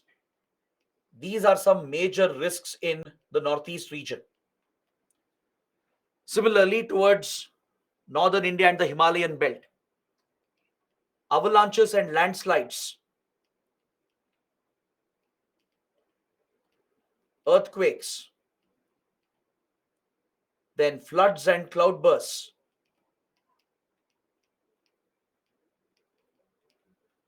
then GLOF events, and even forest fires. You look at interior India, the interior parts of India, this belt, this triangular belt, it is highly prone to droughts. It's very, very vulnerable to droughts, right? You look at the west coast, Gujarat, there is a part of Gujarat which is prone to earthquakes. Rajasthan witnesses arid drought conditions, and ironically, it witnesses floods as well, right? The whole Punjab, Haryana region, Jammu and Kashmir, and Ladakh, they're all equally vulnerable. Bihar faces devastating floods. West Bengal is hit by floods and cyclones. Kerala is another vulnerable state. Uttarakhand is one of the most vulnerable states in the country. Sikkim, Andaman Nicobar Islands, right? Even Lakshadweep Islands, they're all vulnerable to the impact of disasters. And in India, the mortality rate is very high. The death rate, the death count, the average mortality rate per state is increasing regularly. Every year, almost every state and union territory in the country, they are losing more number of people because of disasters. The death rate is going up and up, which means the loss of life due to disasters is quite high across the country. Is that clear? The mortality rates are extremely high compared to some other countries. Now, if you break down this data at the state level, if you look at the large states of India, if you look at the larger states of India, look at the states which are at most risk. Andhra Pradesh, Odisha, then Kerala, right? Assam, and the rest. They all face a very high risk. Look at the number of deaths they are registering per million people every year. The numbers, they point out what kind of risks are present across these different states, the large states of India. From cold waves to cyclones to floods to forest fires, earthquakes, whatnot. The large states of India are at great risk. They face multiple events every year, and the death rate is going up constantly. The number of deaths per million is increasing on a year to year basis. If you look at the smaller states, they are even more vulnerable because the smaller states of India, right, they'll not have the economic strength to cope with the impact of a disaster. Now, let's say you take Sikkim. Sikkim is always more economically more vulnerable compared to, let's say, Maharashtra or Tamil Nadu, right? So small states have a bigger risk. And also geographically, all the small states of India, most of them, they are in very sensitive locations like Himalayan belt, Northeast India, etc. So states like Uttarakhand, then Arunachal Pradesh, Sikkim, right? Himachal Pradesh, they all face very, very big risk. The death rate is very high. Throughout the year, they face multiple disasters causing significant damage to the country. There is loss of life, lot of injuries, economic loss, damage to property and infrastructure, damage to the environment. According to the NDMA, the National Disaster Management Authority, out of 36 states and union territories, 27 of them are highly prone to disasters. There is not a single state or union territory which is spared. Some kind of disaster will occur in almost every state and union territory. Out of the total 36, we have 27 of them are highly prone, which means the risk is higher, the vulnerability is higher. So, this is the reason why disaster management becomes very, very important in our governance. That's why UPSC has introduced this subject for the future bureaucrats, for the future police officers. You guys will be playing a critical role in disaster management, in saving lives, in protecting our economy, right?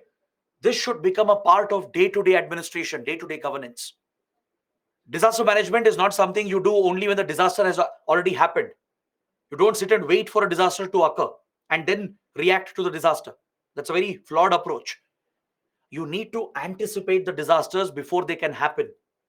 You need to take measures prior to the disaster so that you can prevent some disasters, you can mitigate the impact, right? So, this will happen only when disaster management is part of your mainstream governance. It should be a part of your day to day administration. That is exactly what India has done with the Disaster Management Act of 2005. That's the reason why this subject was added into UPSC exams, right? So that the aspirants are also aware regarding the various disasters we face, the risk the country faces, and how you deal with disaster management. That's something you should already have. The basic knowledge is something you should already possess. Is that clear? So, this completes a number of important concepts. Now, let's take a short break. Let's take a 15 minutes break. Let's come back at 6:31. All right, I'll see you in 15 minutes. After that, we have few more topics. We'll cover that and then we'll start with different disasters. So come back in 15 minutes. By then, any questions, doubts, please post that. I'll take up your questions at the end of the class. All right. So see you in 15 minutes.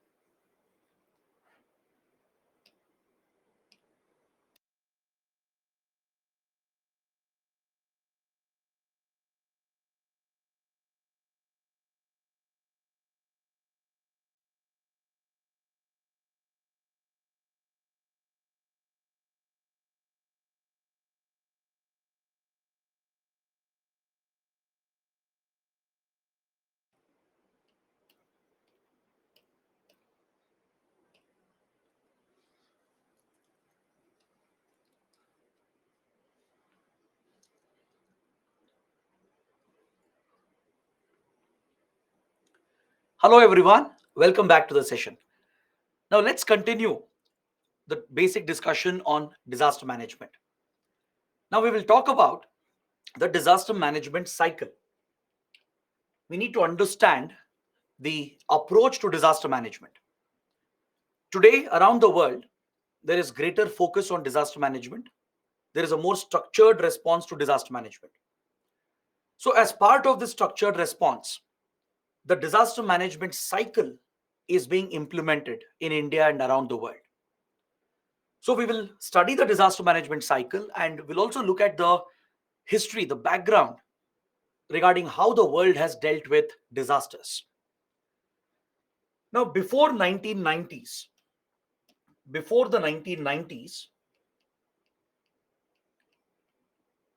or let's say before early 2000, before this period,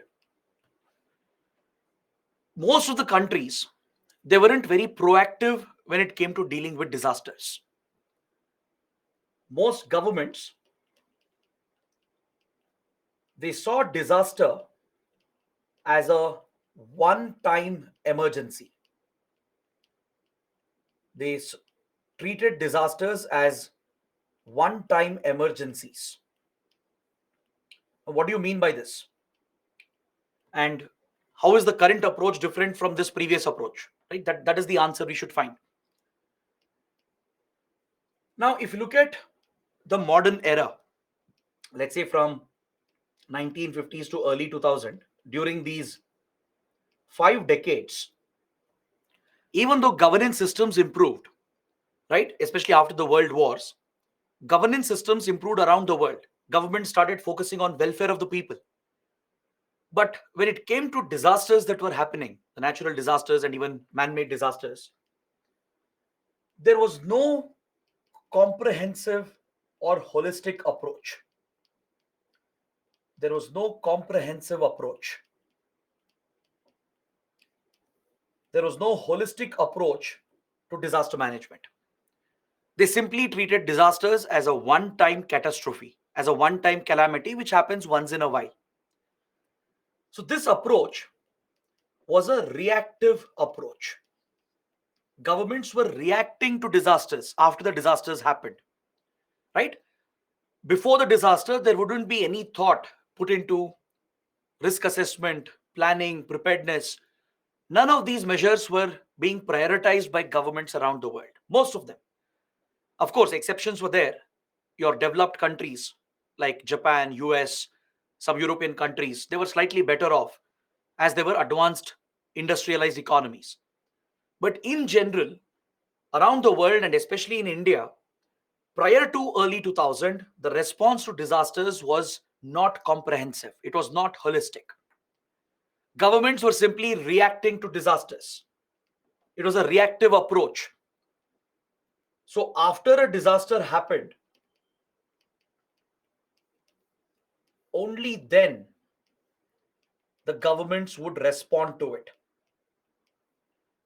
They would provide some basic emergency relief. Emergency relief would be provided. There would be some emergency response. But other than that, governments weren't focused on a holistic approach to disaster management. In emergency relief and response, basic steps like search and rescue operations would be carried out. SAR operations or SAR, it stands for search and rescue, because when a disaster happens, people will be trapped, people could be lost, right? You need to search for them, you need to rescue them. Now let's say, for example, there is an earthquake, many buildings have collapsed. So under the debris, under the building debris, a lot of people will be trapped. Those who are inside the buildings, they'll be trapped, they'll be injured. So you need to search for them and you need to rescue them. Let's say there are floods or there's a cyclone. So there could be people who are trapped out in the ocean. Fishermen could be trapped in the heavy rains and the floods which are happening. Or tourists could be trapped in a flooded area. Right? The residents could be trapped and you need to rescue them, you need to search for them. So under emergency relief and response, this is one of the most important steps in order to save lives. So in the reactive approach before 2000, governments were simply reacting to the disaster. They would provide some basic relief and rescue, conduct some search and rescue operations, provide medical aid, provide other basic essentials like some food supply, provide clothing, provide some compensation to the victims. That's it. After that, governments would go back to their regular process. They wouldn't think about the long term impact. As I told you, disasters, they leave behind a long term impact. The regions which are affected, they'll take many, many years to recover, right? So this approach was missing prior to 1990s and early 2000. Most governments would simply react to a disaster. They were treating it as one-time emergency events. So once a disaster happened, then they would respond to it, provide some basic relief and response, emergency relief and response. They would conduct few search and rescue operations for few days, try to save as many lives as possible, provide some medical aid, and provide basic supplies. Maybe for a few days or few weeks, they would provide food, clothing, medicines, and maybe some financial compensation as well. But apart from that, there was no holistic planning, no preparedness, no focus on reconstruction of the region which has been devastated. This was a critical flaw in disaster management in India and around the world. But today, the approach has changed completely. There is a major transformation which has happened in the last 30 years. From 1990s till now, the last 3 decades has seen a major transformation in our approach to disaster management. Please make a note of this. This is not just in India, but around the world. There has been a complete shift, a paradigm shift towards how governments approach disasters. Thanks to the efforts of the United Nations, a global framework was put in place to deal with disasters. In the early 90s, there was a UN conference on disaster management. This led to the first global framework on how to deal with disasters, what steps to be taken, what measures to be initiated. We will study this in more detail in the last chapter when we come to the global framework. But please understand that for the first time, a global framework was initiated. These basic initiatives were taken in the early 1990s. There was more research data available, more scientific evidence available to justify the comprehensive efforts needed to tackle disasters. There was more attention being paid to the long-term impact. There was a realization that environmental degradation, global warming, climate change, they are increasing the frequency and intensity of disasters. So as a result, under the leadership of the UN, the first global framework was created that gave a formal structure to disaster management. A more formal structure was put in place, which was comprehensive and holistic. Is that clear? So following this UN initiative, countries around the world, they started implementing this model, including India. Most countries, they adopted this UN standard that was laid out, and governments started becoming proactive with regard to disaster management. From a reactive approach, we were witnessing a shift towards a proactive approach, where governments would proactively plan, prepare, and think of the long-term consequences with regard to disaster management. So this led to the introduction of the DM cycle. The disaster management cycle was put in place. Dealing with a disaster is a cyclical process. It does not end with basic relief and response. Dealing with a disaster does not end over here. This is not the end of it. That's what the world realized. That's a very important lesson that the world learned. And India also learned this lesson the hard way. In the 1990s, there were some mega disasters that caused a lot of damage in India. There was large scale loss of life, large scale loss of property and infrastructure, right, which dealt a very severe blow to India. Following these disasters of 1990s and early 2000, India implemented a structured response to disaster management. We enacted the Disaster Management Act, created new institutions, and streamlined disaster management into mainstream governance, into day to day administration. So, this was a proactive approach. Instead of waiting for the disasters to happen, now governments were anticipating. They were trying to predict. They were trying to focus on early warning. They were trying to take preventive measures even before disaster could occur, right? So this helped in improving disaster management in India and around the world. The government response changed, and you see a more holistic, comprehensive response, which is very proactive today, right? So this new approach is based on the DM cycle, the disaster management cycle. There are three phases in the DM cycle, and this is what we have to learn. You have to understand the three phases, the three steps involved in the disaster management cycle, and we will see how this is implemented for every disaster. Later, when we start with individual disasters, we'll study the phenomena, we'll understand how the disasters happen, we'll understand which regions of India are affected, which other parts of the world are affected, and then we'll see what is the approach to deal with the disaster. So, there we will apply the DM cycle. We will understand what measures to be taken under the three steps, the three phases of disaster management cycle. So, under the DM cycle, we have pre-disaster phase, during disaster phase, and finally the post-disaster phase. So this is the three-step DM cycle. It's not a linear equation, it's a cyclical equation. These three steps are cyclically connected. So in the pre-disaster phase, which you see over here, these two circles, they represent the pre-disaster phase.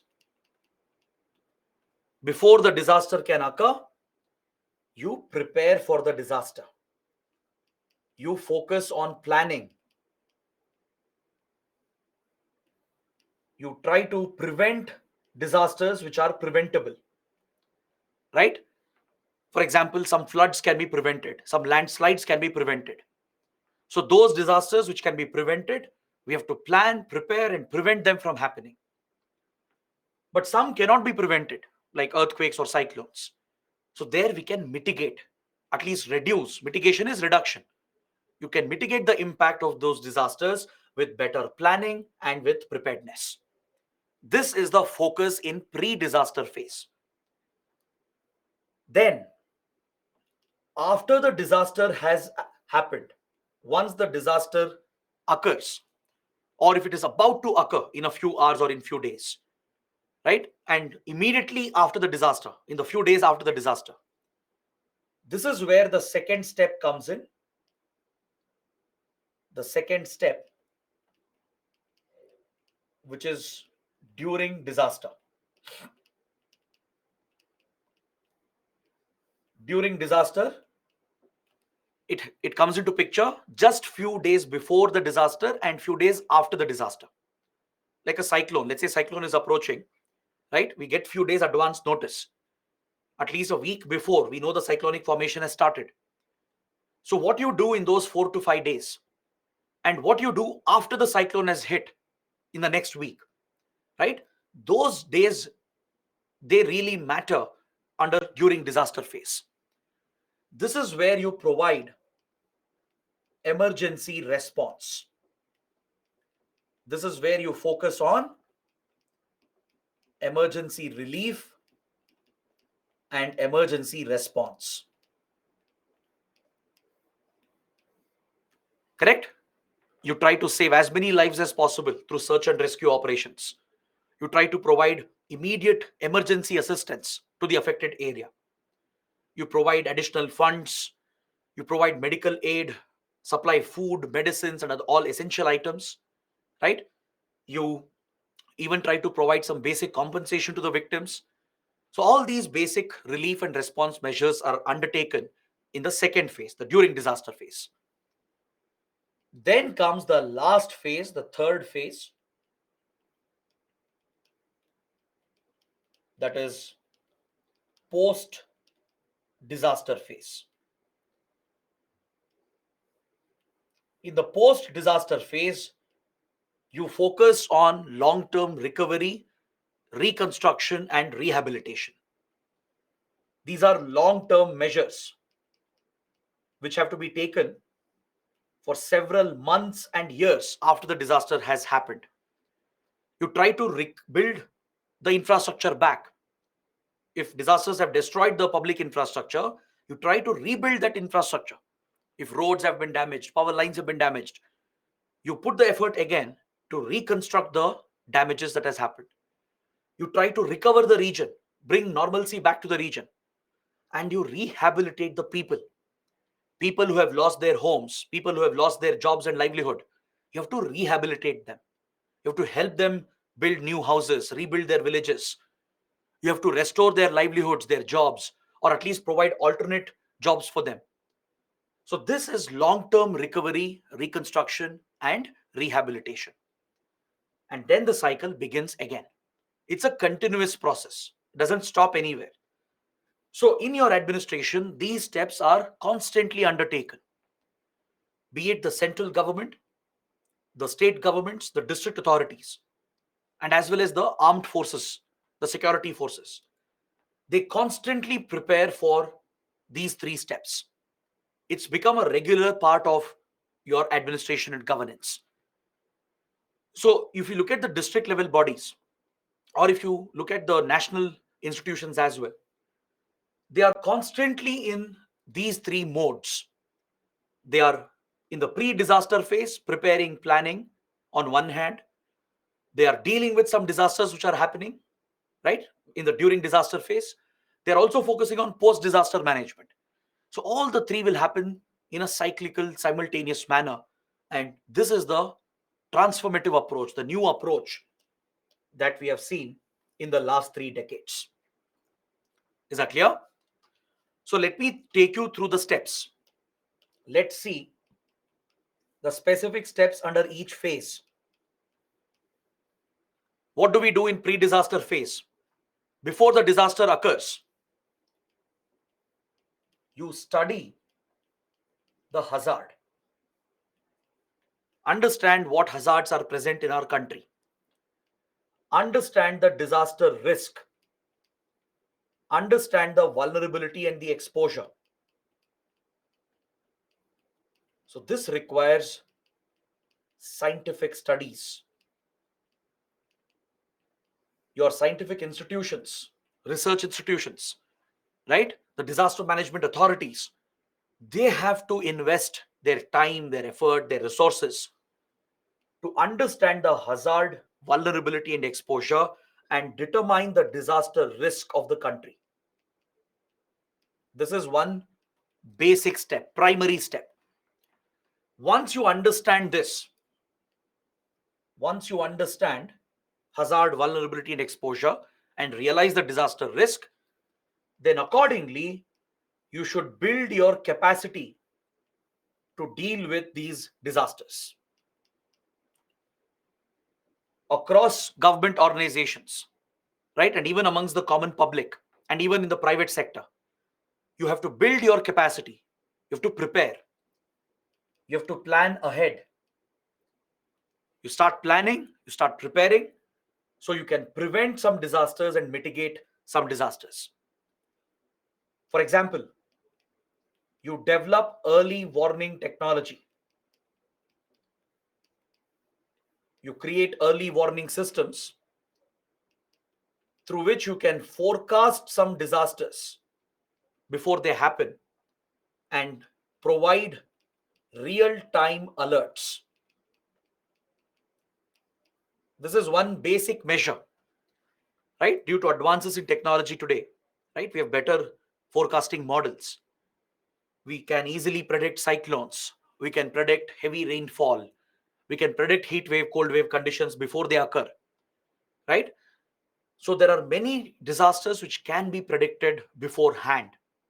You can provide for early warning, provide for real-time alerts based on your forecasts. This requires technological innovation. It requires the government to play a role to provide for these early warning forecasting systems. This is a basic step again in your pre-disaster phase. You can't do this during disaster or after the disaster.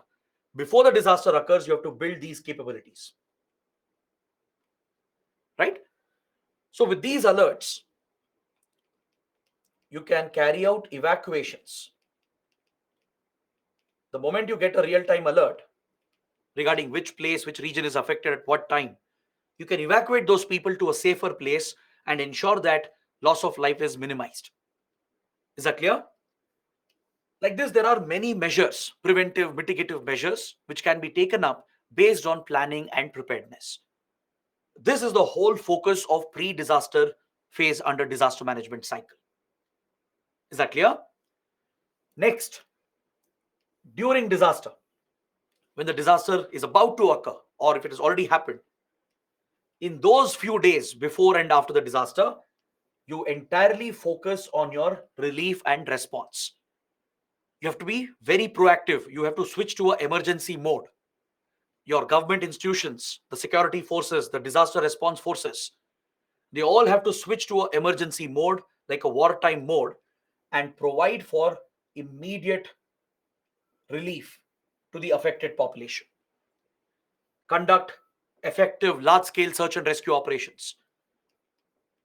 Use technology, use satellites and drones, use your armed forces, use your disaster response forces, which are specially trained for these situations.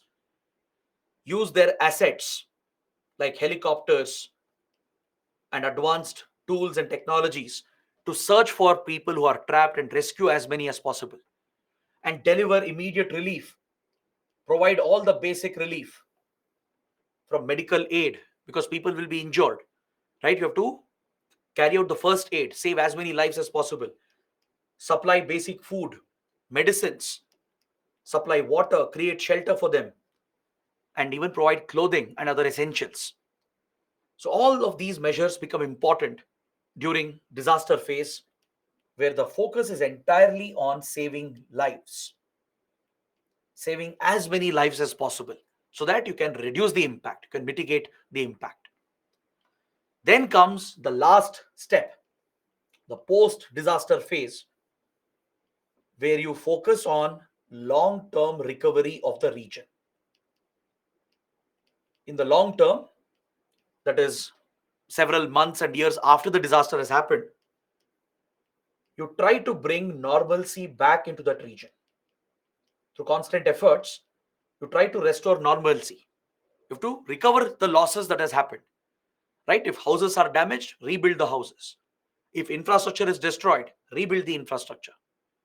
If people have lost jobs, if they have lost their livelihood, give them alternate jobs, give them adequate long-term compensation, right? So you focus on rehabilitation and reconstruction. That is how you recover the region from the impact. That is how you can bring some normalcy at least back to the affected region.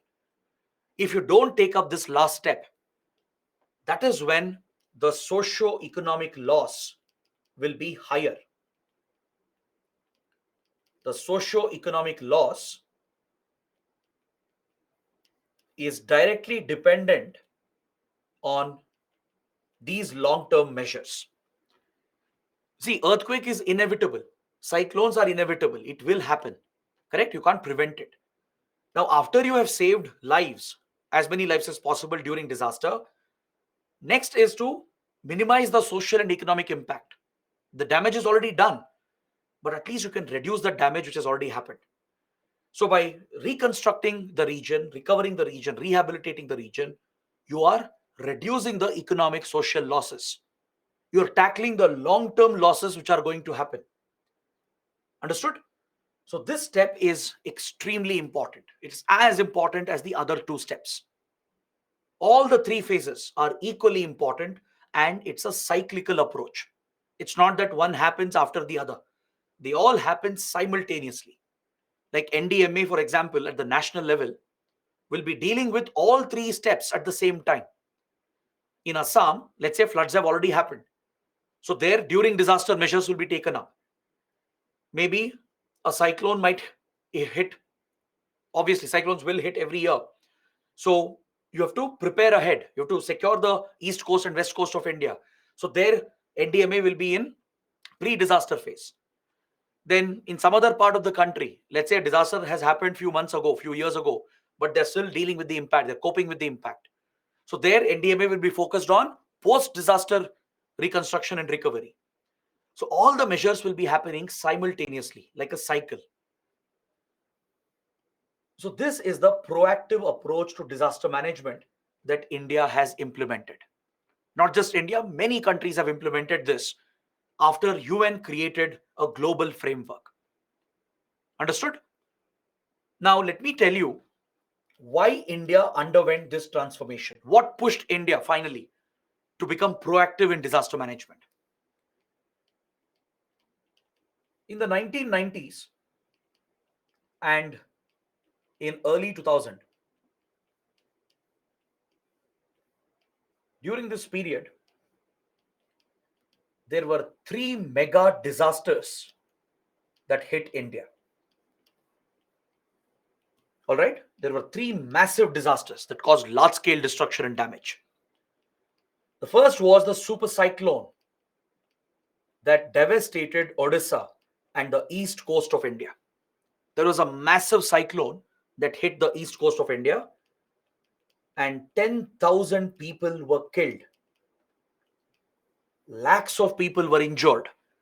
There was massive economic and infrastructure destruction and damage caused by this super cyclone. This high death count was because we weren't prepared. We were reactive. We were not proactive. We didn't have early warning. We hadn't invested enough in early warning measures, in evacuation measures. We hadn't planned. We hadn't prepared. So as a result, Odisha and the east coast of India were highly vulnerable. And that is why you see that high death count. Is that clear? Next came the Bhuj earthquake in Gujarat. The Bhuj earthquake that hit Gujarat. Again, there was massive damage. The entire region of Bhuj was flattened. Lakhs of buildings collapsed. Not hundreds, not thousands. Lakhs of buildings collapsed. Thousands and thousands of people were killed. Right? Lakhs of them were injured. There was massive economic and social destruction that happened in Gujarat. Again, the impact was so high because we were not prepared. We were reactive, not proactive. Even though we knew that the region is prone to earthquakes, even though the hazard was known, we hadn't taken up enough measures to mitigate. See, earthquake couldn't be prevented. That's not possible. But we could have ensured the buildings were earthquake proof. We could have ensured that people are aware, there is public awareness. We could have ensured that the authorities are better prepared. Right? But none of these measures were taken because governments in general, not just here in India, but around the world, right? They were not proactive. They were very laid back. There was a reactive approach to disasters because they saw that disasters were like a one-time calamity. They would happen once in a blue moon. Then came the Indian Ocean tsunami. The Indian Ocean tsunami of 2004 that caused widespread damage all across the east coast of India, especially Andaman Nicobar Islands, Tamil Nadu, and the entire stretch of the east coast and even parts of west coast of India, like Kerala. They all took a massive hit. More than 1 lakh people were killed. with very severe damage to property and infrastructure. These were three mega disasters that India faced during this period, and this was a wake up call for India. By this time, in 1993 1994, the United Nations had already created a global framework for disaster management. There was a UN convention that had been held, which brought out this global framework, and disaster management cycle was being promoted through this framework. There was greater awareness by this time regarding climate change and how it is connected to disasters. There was more awareness in India. There was greater global awareness as well on how climate change is driving more extreme weather events. So, all these factors contributed, and it pushed India, it motivated India finally to change our approach to disaster management. So, that is why the then Manmohan Singh government in 2005, it took a landmark step by introducing the disaster management bill in the parliament, which was enacted by the parliament in 2005. Is that clear? It was after these three mega disasters that India introduced a legal framework. A legal framework was created in India through the DM Act, which is based on the UN framework. We have drawn inspiration from the UN framework, right? We will study all of this later. I'm just giving you the basic idea here. In the last chapter, we will study this in detail. I'll explain what is the global framework, where did this convention happen, right? We'll discuss the features of the DM Act as well. We'll come to it later at the last in the last class. But right now, understand the transformation that happened in disaster management. What happened before 90s and after 90s? That is something you should understand. So through this legal framework, an entire architecture was created in India. An institutional framework was put in place in the country to deal with disasters. Is that clear? A disaster management architecture and institutional framework was created that made India proactive in its approach to disasters. Now, today, let me highlight the transformation we have seen. Even now, mega cyclones, they hit the east coast of India. In the last few years itself, right? Even this year, last year, and in the last 10 years itself, we have seen many high intensity cyclones that have struck the west coast and east coast both. Chennai, for example, right? Then the coastline of Puducherry, Tamil Nadu, and even Odisha, West Bengal, and as well as Maharashtra, Gujarat, and Kerala. So both on east and west coast of India, we have seen some massive cyclones in the last 10 years itself. But in all the cases, the death count is in single digits, or maximum it's in lower double digits. One of the latest cyclones we witnessed is Cyclone Biparjoy. You would have read about this in newspapers. Cyclone Biparjoy, which hit Maharashtra and Gujarat on the west coast of India, even though it was a powerful cyclone, the death count was very low. This didn't happen on its own. This change happened because we have implemented the disaster management cycle very, very effectively. Right? We are much better in early warning and forecasting. There is greater public awareness. The government is better prepared at the national level, state level, and district level. We have dedicated response forces that respond effectively during a disaster. It's because of all these changes that we have done, because of these efforts of last 15, 20 years, that India today is one of the global leaders in disaster management. All right, today we are a global leader. We are helping other countries as well. Through our foreign policy, we are providing disaster management assistance to other countries which are affected by disasters in the region. In South Asia, then across Indian Ocean, right? There are many countries which suffer from disasters, but they don't have the capacity to deal with them. Like Sri Lanka, Myanmar, Maldives, Nepal, then Mozambique, Tanzania, Kenya, Pakistan, all these countries, even they face many disasters. They don't have the ability to deal with them. So, India, which today has become a global leader in disaster management, we are contributing to these efforts. We are helping others as well by providing disaster management assistance. So, this transformation has been made possible only because of streamlining of disaster management into day to day governance. We are not reactive anymore. We are not treating this as a one time catastrophe or a one time event. We are adopting a more comprehensive, holistic approach, and on a day to day basis, our administration is looking into disaster management. Is that clear? So, these are the basic concepts you needed before we start with different types of disasters. I hope everything is clear. You shouldn't have any doubts based on this. Let me know if you have any questions, any doubts, I'll take them up, right? And then we'll move to the next part of the discussion. Let's spend 5 or 10 minutes on your doubts and questions, and then we'll get started with the next topic where we will look at each disaster separately. We'll take up different disasters, we'll understand the geographical processes, we'll understand the impact, we'll understand our vulnerability as well, and discuss the measures in disaster management. So, we'll do this discussion after a short break so that we can discuss the doubts and questions that you have.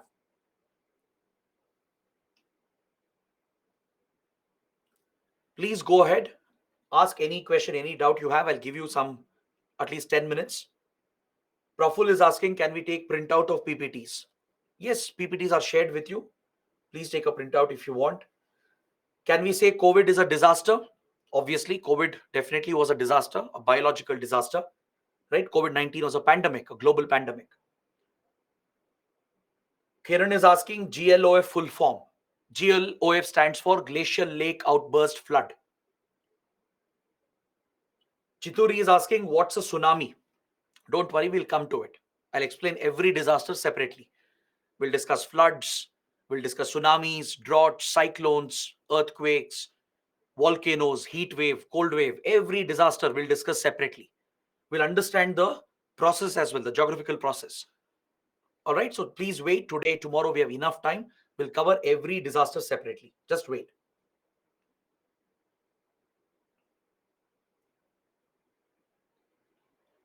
Praful has one more question. Is PPT sufficient along with current affairs? Yes. The PPT, the class notes.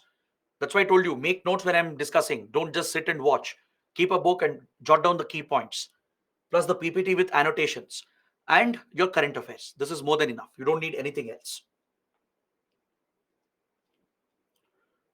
Next, student says, sir, a new underwater active volcano has been found near Andaman Islands. Yes, that's correct. Just few days back, there was a report that researchers have found a submarine volcano, meaning underwater volcano near Andaman. Andaman Nicobar Islands, it sits on the Pacific Ring of Fire. All right, the Pacific Ring of Fire, it's a very active tectonic seismic zone. It stretches from the South Pacific, from Australia, New Zealand, and Pacific Islands, all the way till Indonesia, Southeast Asia, which touches our Andaman Nicobar Island, and goes all the way till China, Japan, and towards Hawaii. This whole circle, right, in the Pacific, it's called the Pacific Ring of Fire. We will study this as well. When we come to earthquakes and volcanoes, I'll explain what is the Pacific Ring of Fire. So our Andaman Nicobar Islands, which is very close to Pacific Ring of Fire, also has an active volcano.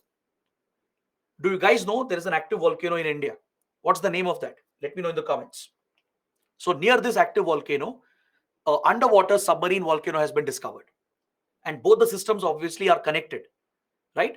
So near this active volcano of India, which is present on land, and nearby that region, a new submarine volcano, underwater volcano has been discovered in the Andaman Sea. Do you know which volcano I'm mentioning? Very good, Barren Island. Barren Island is the only active volcano that we have. It's present on Andaman Nicobar Islands. So near the Barren Island region itself, in the Andaman Sea, in the Andaman Sea, an underwater volcano has been discovered. This region is named as Crater Sea Mount. This region where the underwater volcano has been found, it's called Crater Sea Mount. It's very close to Sumatra. It's close to the Sumatra region of Indonesia. This whole region here is very active, seismically very active. So it's very vulnerable to earthquakes and volcanoes and even tsunamis. Next, Chituri is asking, when did the locust disaster happen? It happened 2-3 years back, from 2018 till 2021. These are long-term disasters. They don't happen in few days or few hours. The locust infestation that started in Africa, it started in northern and eastern Africa. These locusts, they kept moving. They moved towards West Asia, then towards Afghanistan, Pakistan, and reached Rajasthan as well. So across this belt, from North Africa till India, there was large-scale agricultural devastation because of the locust infestation. Next, any other question? Himanshu is asking, how do early warning systems work? We will discuss that. Please wait, please be patient. This is just an introductory class. When we start with every disaster, we will discuss the early warning systems as well. Because early warning systems, they differ from disaster to disaster. The technology will differ. The methods used for early warning forecasting differs from one disaster to another. We will study that. Just wait. This question will be answered in the subsequent classes. Rashida has a similar question. Sir, which kind of technology should be used to overcome these types of disasters in the future? Right? It's the same question. Don't worry, I'll address this. When we start with each disaster, we'll look at how early warning is implemented for these disasters.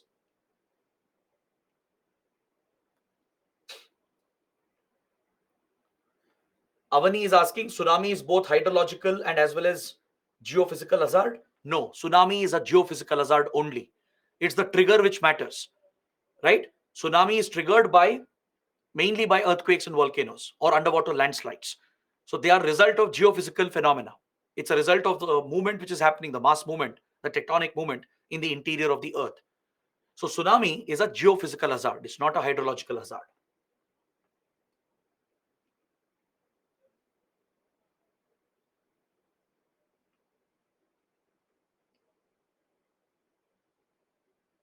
Next, any other questions? Sir, what kind of information relating to current affairs is needed? Any disaster which is being reported in newspapers, disaster in India or around the world, please make a note of that.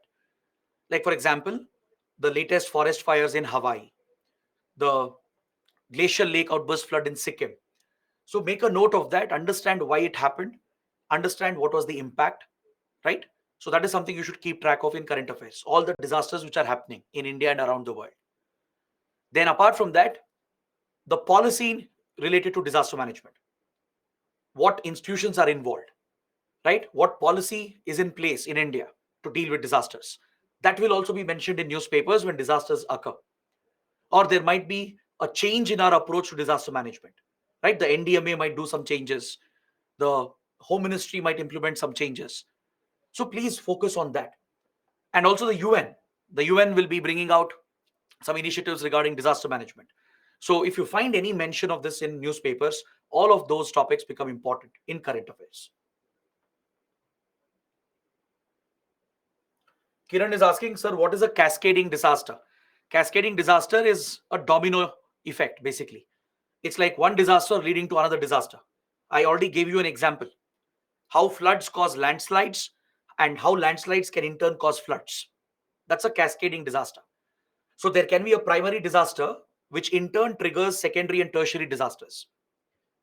I can give you one more example. Let's say there is an earthquake in the Himalayan range. The earthquake is the primary disaster. The earthquake can trigger a landslide or an avalanche. That in turn can cause a flood. That again can cause a landslide. And all the disasters can cause fires. especially when buildings collapse. There could be short circuit of the electrical wires, right? And this could trigger a fire. So these are the cascading disasters. One primary disaster triggering secondary, tertiary disasters. That becomes a domino effect, a chain reaction. So that is what we call as cascading disasters.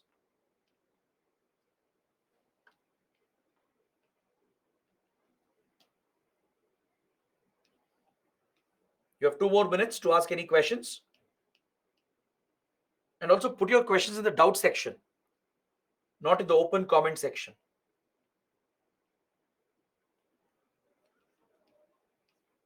Let me know quickly if you have any questions.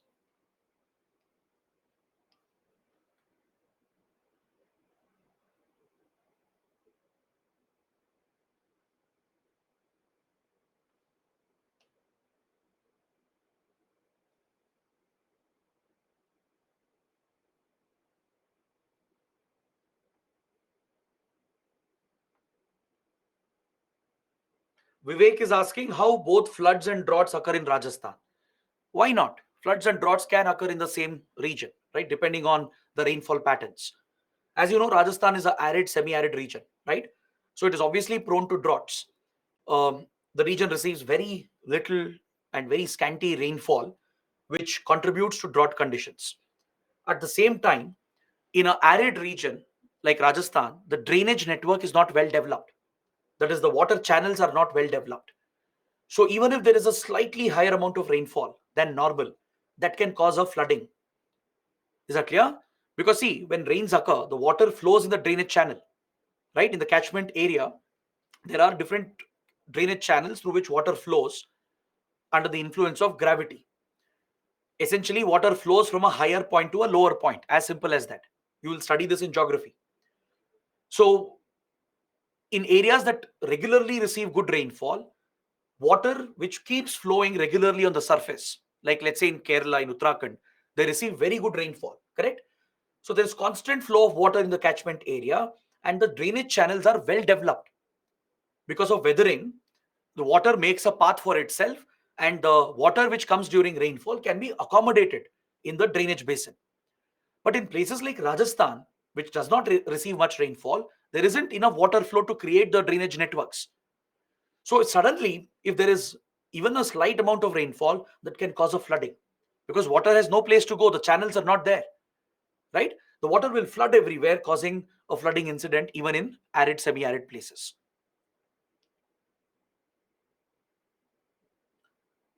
How to reduce man-made disasters? We'll come to it. Don't worry. Again, as I told you, we'll discuss every disaster. I'll explain how to deal with all the disasters. So please hold on to those questions. Jayant is asking, should there be mock drills for this type of disasters for the people? That's a very good suggestion. It's actually a part of disaster management. Conducting frequent mock drills and exercises is important to spread awareness, to let people know what to do and what not to do during a disaster. Like, for example, in government offices, in corporate buildings, in shopping malls, even in apartments, frequent drills and exercises are held. What to do when there is a fire, what to do when there is an earthquake, right?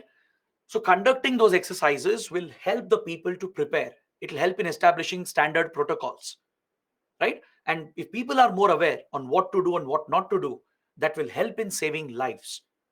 So, yes, conducting mock drills and exercises is a very important measure in disaster management.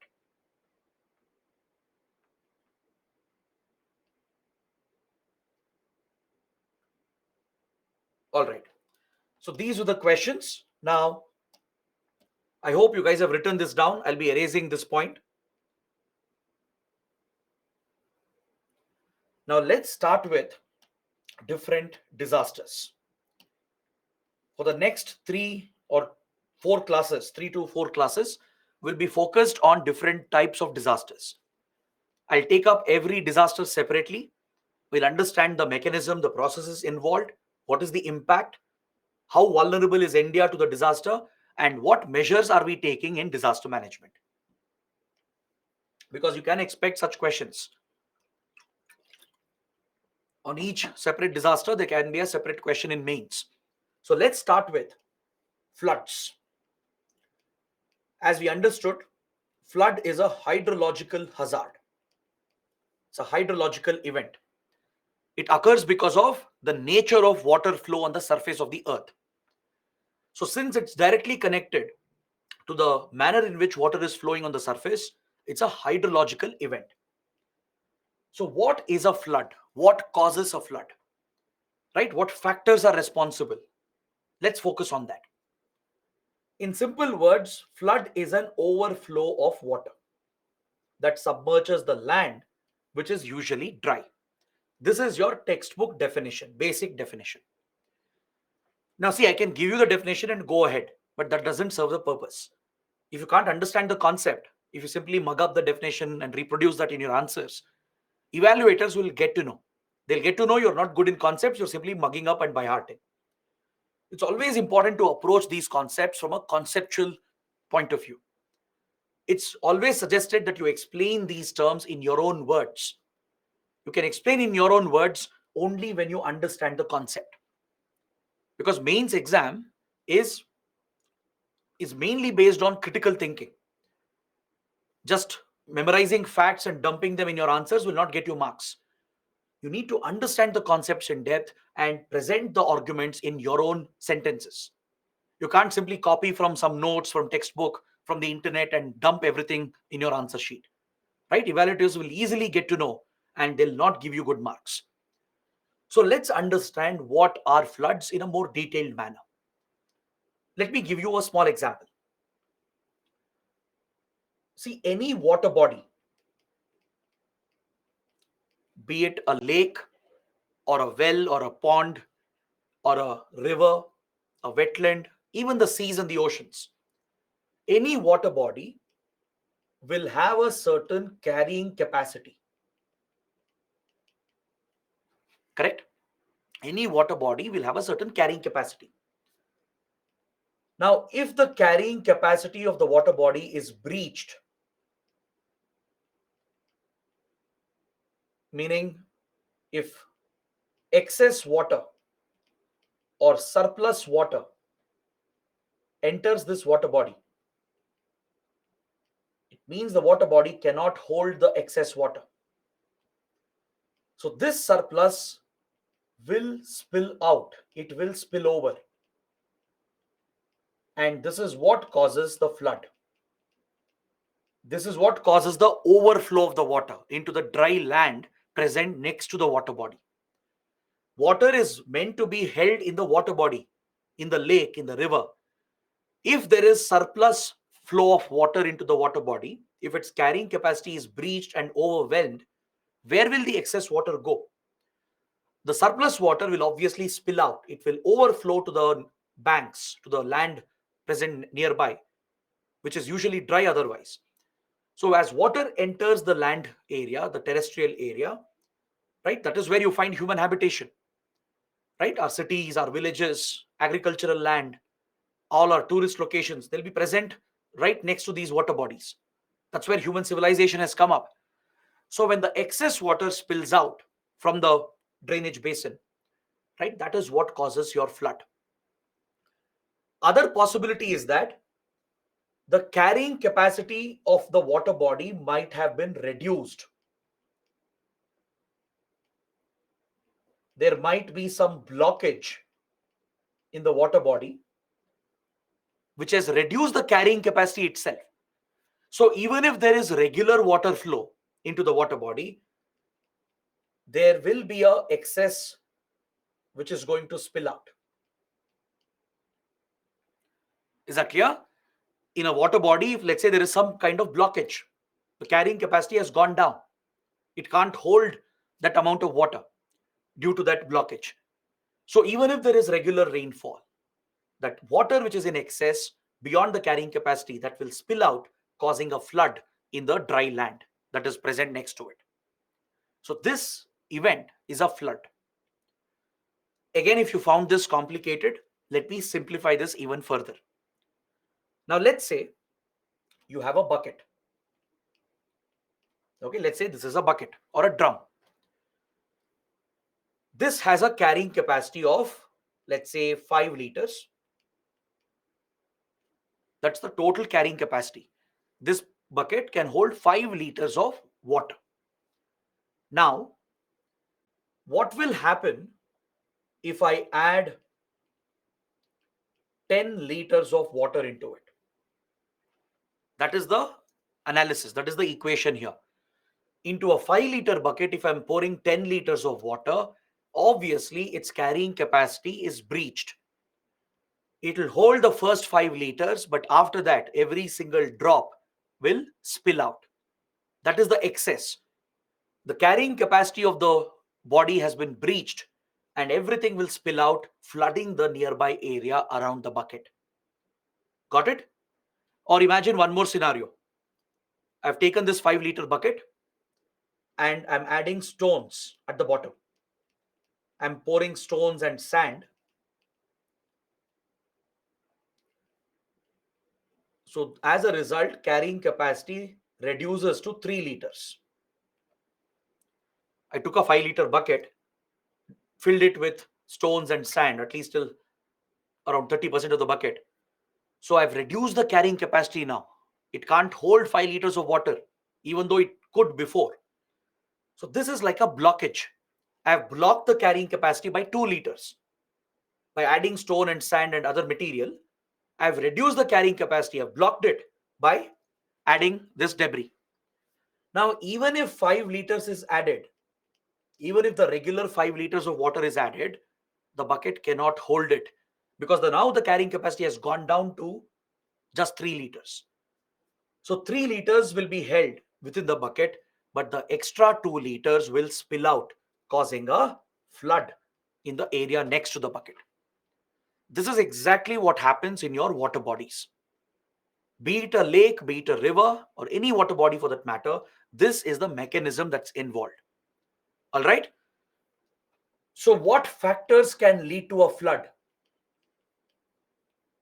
Obviously, heavy rainfall. Heavy rainfall is one prime reason. Cloudburst events. I'll explain cloudburst later, not now. Just understand, cloudburst causes extreme amount of rainfall in a small area. We will discuss cloudburst separately. It's a separate topic altogether. Tomorrow we will be discussing cloudbursts. So heavy rainfall, cloudbursts, then breakage of a dam. Let's say a dam were to burst open. Let's say the dam is structurally not strong and the dam breaks for some reason, right? Or let's say there's an earthquake that destroys the dam. And obviously the water which gushes out, it'll overwhelm the carrying capacity of the channels, and the water will flood the downstream area. So there are many natural causes and as well as man-made causes for floods, or there could be a combination of the two. That's what I'm trying to explain. Floods are not just natural, it can be man-made, or it could be a combination. Now let's say, for example, there is a lake, but the lake bed has been encroached. All right, let's take a city like Bangalore. Right? In Bangalore, there were hundreds of lakes at one point. It had one of the highest number of lakes in Asia. Today, majority of the lakes have been taken over. It has been taken over by the real estate mafia, the real estate industry. We have built apartments, shopping malls, and whatnot. This is the mismanagement of land. In areas where lakes were to be present, we have occupied those areas, blocked the drainage channels, and built cities over them. We have built apartments and layouts over them. So obviously, when it rains, the water will take the natural course, the drainage course. And these areas which are encroached, which are blocked, they are going to get flooded. And then we call it a disaster. We call it urban flooding. These are man-made disasters. If we hadn't encroached upon the lakes and the water bodies and the channels, this would not be a flooding incident. Even regular rainfall can cause floods because we have built on the water channels. So these are the different ways in which we are contributing to floods. It can occur naturally due to heavy rainfall, cloudbursts, etc. But we are blocking the water channels as well through land encroachment or even through waste disposal. That's another factor, man-made factor. We are throwing a lot of solid waste into our water channels. We are not managing our sewage. We are not managing the garbage in a scientific manner. So all the waste which is entering the water bodies, it will block the carrying capacity. The lakes, the rivers, the channels, they get blocked. Their carrying capacity reduces. So even regular rainfall can cause floods in that case. Forget heavy rainfall, even regular rainfall can cause flooding in those areas, right? So floods are both, they're both caused by natural causes and man-made causes, or by a combination of the two. Is that clear? So this is an outcome of heavy rainfall, that is precipitation. It can also happen when there is accelerated melting of the snow. That's one more possibility. In snow-capped areas like Himalayan ranges, for example, if the ice is melting at a faster rate because of global warming, even this can cause floods, right? If your glaciers, if your ice caps, and the snow which has deposited, if they are melting, if there is rapid melting of these ice caps and glaciers, even this could lead to a flood in the downstream area. Understood? So there are different possibilities, different ways in which floods can happen. But the underlying point is the same. These floods occur when the carrying capacity of the water body is breached. In every catchment area is the area where the water collected, it flows down into different channels, drainage channels, and finally accumulates in lakes, rivers, and other water bodies. Now you take the Kaveri River, the Ganga River, for example. The region around it, right, for a certain distance, that would be its catchment area. That whole region is the catchment area of that particular river. In that catchment area, whatever water comes through rainfall, through melting of snow, for example, right, all that water flows through that catchment area in the drainage channels which are created, right? There will be many small streams. The streams will join to form a tributary that joins, many tributaries join to form a bigger river, right? The water flows into bigger lakes as well. So this is how water flows on the surface of the earth. For every major water body, for every major lake or river, there is a certain catchment area where the water is getting collected. So all the rainfall received, all the water flow received in that area will flow to the lowest point, right? That's how it works. Gravity pulls water from the highest point to the lowest point. So as water flows, these drainage channels would have been created over millions of years, right? There will be small streams that eventually turns into a lake or a river. So if this carrying capacity is affected in any way due to encroachment, due to blockage, or just due to heavy rainfall or cloudbursts, any of these events can cause flooding. All right? If such floods occur in urban areas, in cities, we call it urban flooding. Urban flooding is largely man-made. Of course, there is heavy rainfall due to natural causes, but the disaster is occurring due to man-made factors like encroachment and blockage. So when these devastating floods happen in cities, we call it a urban flood.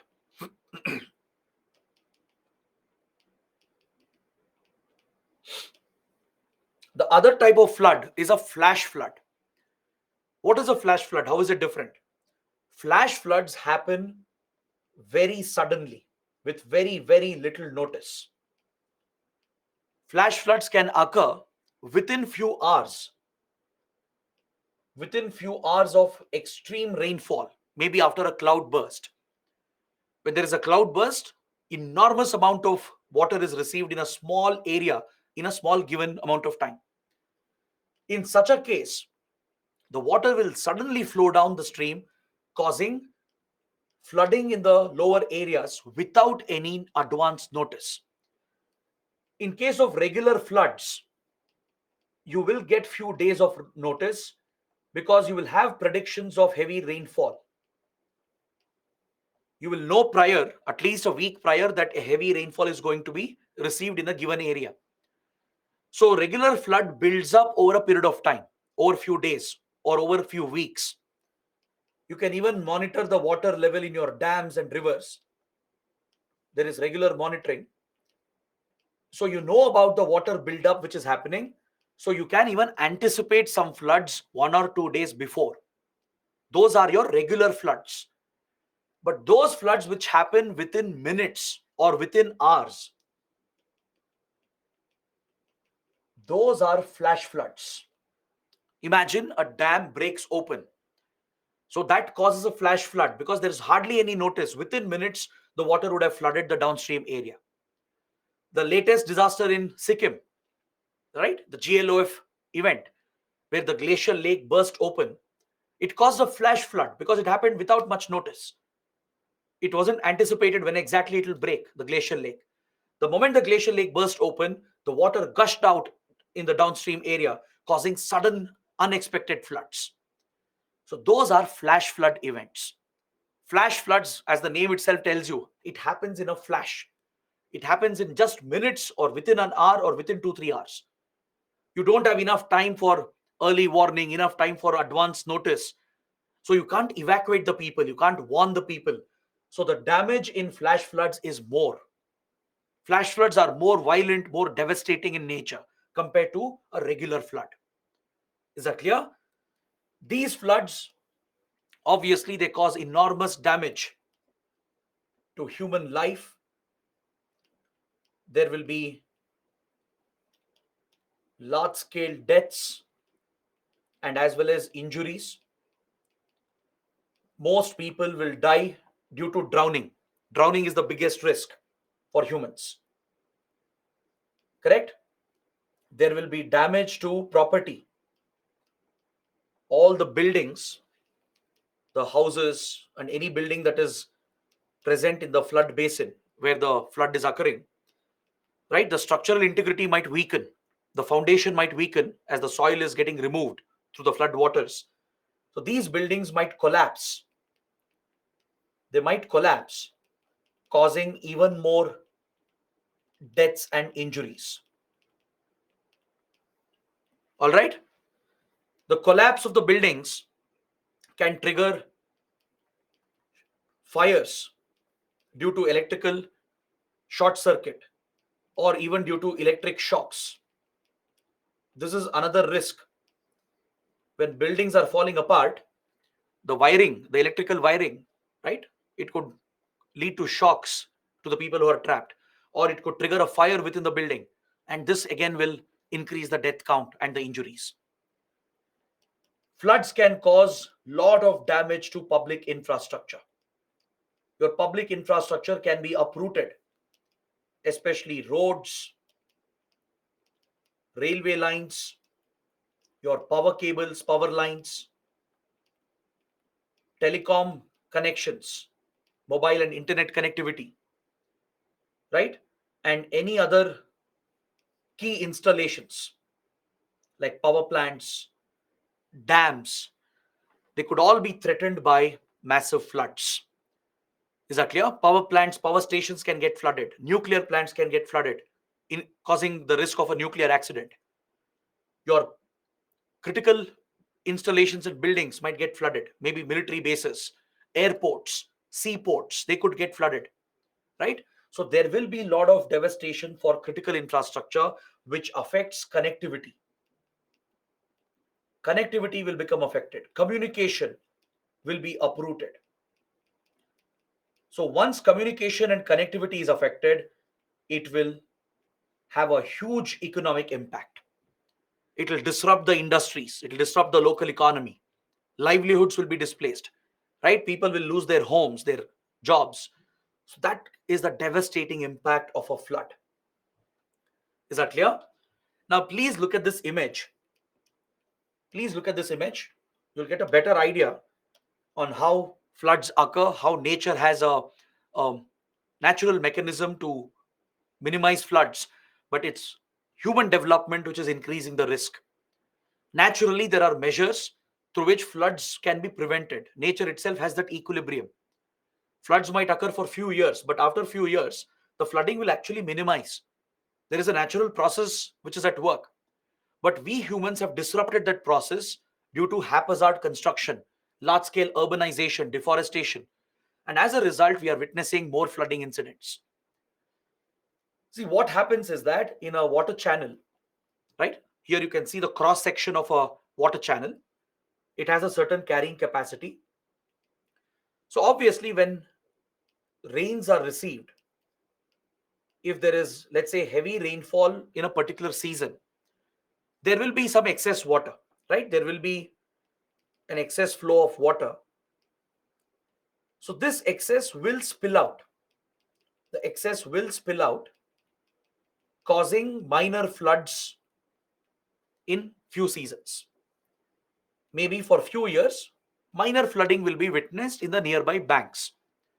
But every time the water is flooding, the water will push up the soil and the sediments as well. All the loose soil and sediments, the silt, which is deposited at the bottom of the water body, at the bottom of the lake and riverbed, this will get pushed with the water. It will get pushed upwards with the water, and all the silt will get deposited here, right at the bank. The soil silt material gets deposited over here. Now imagine this happening over few years, over 5, 10 years. So every flooding season, every rainy season, there will be some minimal floods. And each flood is pushing more silt and sand that's getting deposited at the banks. So after few decades, this becomes like a natural barrier. It's like a embankment which gets created, a natural embankment. See, after a few decades, it will look something like this. So nature itself creates an embankment, creates a barrier which increases the carrying capacity. The carrying capacity goes up because now there is a barrier present at the banks. There is an embankment. So the excess water can be held by this water body. Compared to the previous level, more water can be held by this water body, thus minimizing major floods. Few minimal floods would have happened before, and this helps in creating natural embankments that increases the carrying capacity and prevents major floods in the future. So this is nature's mechanism of minimizing disasters. It's a natural equilibrium that's present. But what have we done? We humans, we have destroyed the banks. Historically, human civilizations have always come up on river banks, right? Water availability is crucial for agriculture, for all civilizational activities, including industrialization. But the problem is, we have abused our rivers and water bodies. We have built our cities, our villages very close to the rivers. We have taken over the riverbed and lake bed itself. We have taken over the riverbed and lake bed, and we have encroached on these key areas that are crucial for flood management. Now, tomorrow, even if there is regular rainfall or slightly heavy rainfall, obviously there will be some minor flood. But since we have built these cities, villages, industries right here, the disaster will be magnified in its impact. And then we complain that floods have occurred, disaster has happened, right? Basically, we are inviting the disaster. Ideally, the cities should have been built at a distance. A buffer should have been maintained. Historically, we used to practice this, right? But today, over exploitation, population growth, unplanned urbanization, this has destroyed the buffer systems that were there. As I told you, in most Indian cities, there is unplanned urbanization going on. The government authorities, the state and local authorities, your municipal bodies, panchayats, they are not enforcing the building codes and construction standards.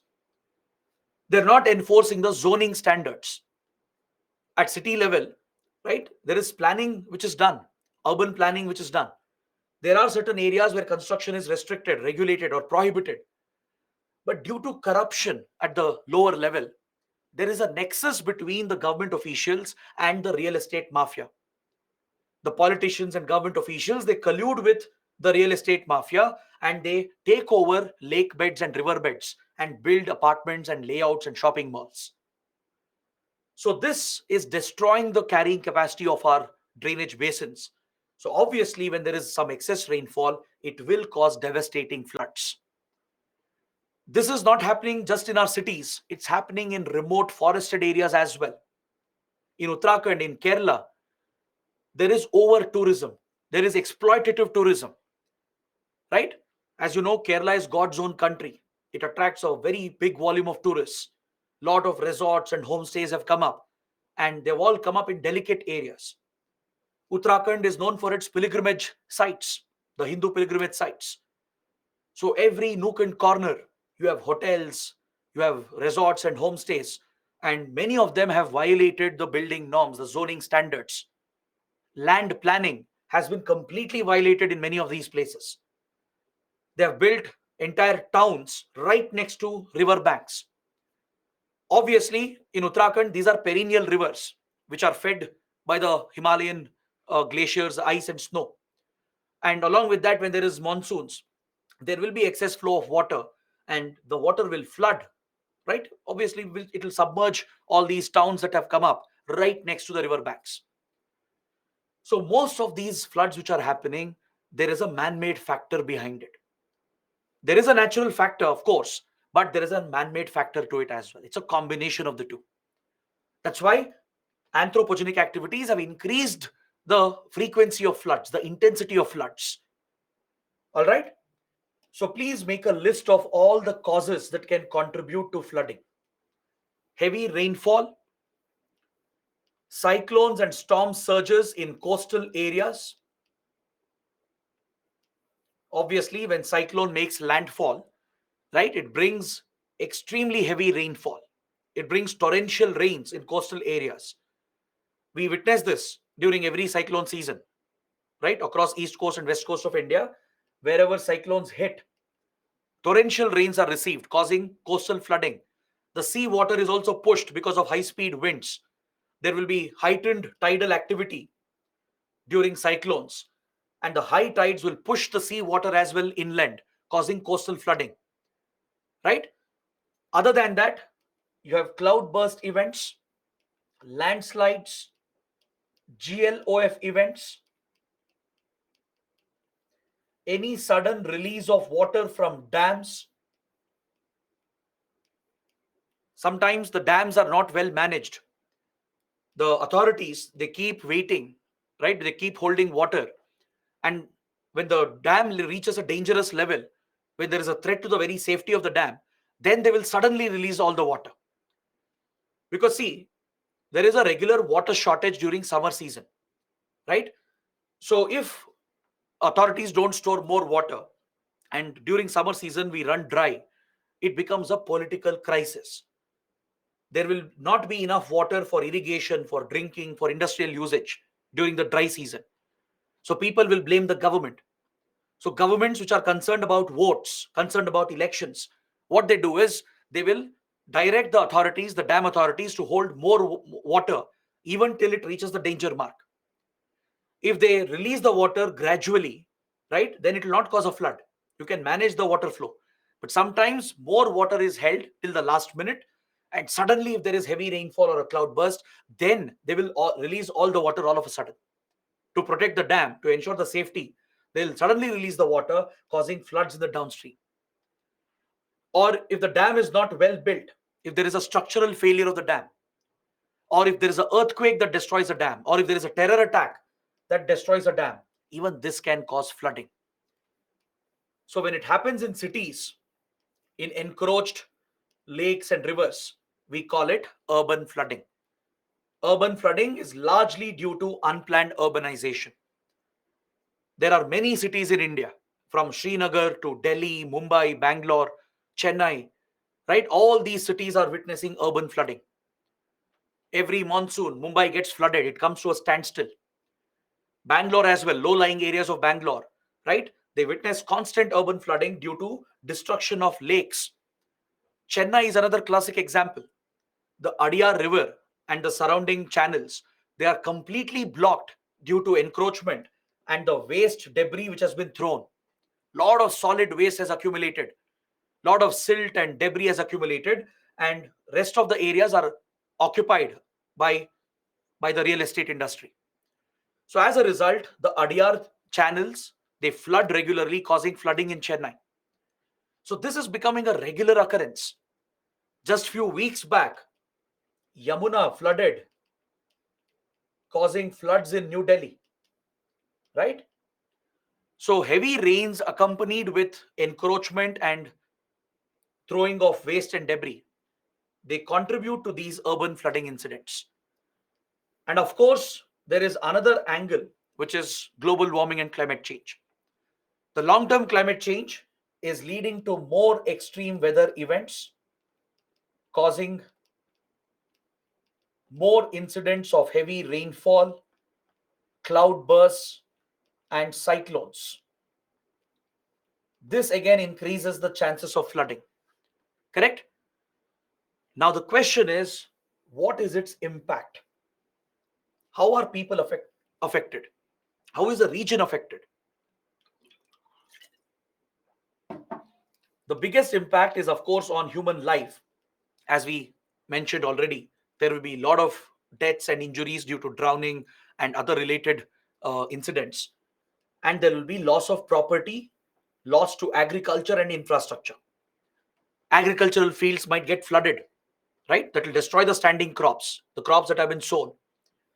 Critical infrastructure, that could be damaged, from power plants to roads, bridges, airports, seaports, your military bases, key industries, nuclear plants, right? All these important facilities could get destroyed. Even mobile connectivity, internet connectivity, water supply, electricity supply, that could be completely destroyed in the affected region.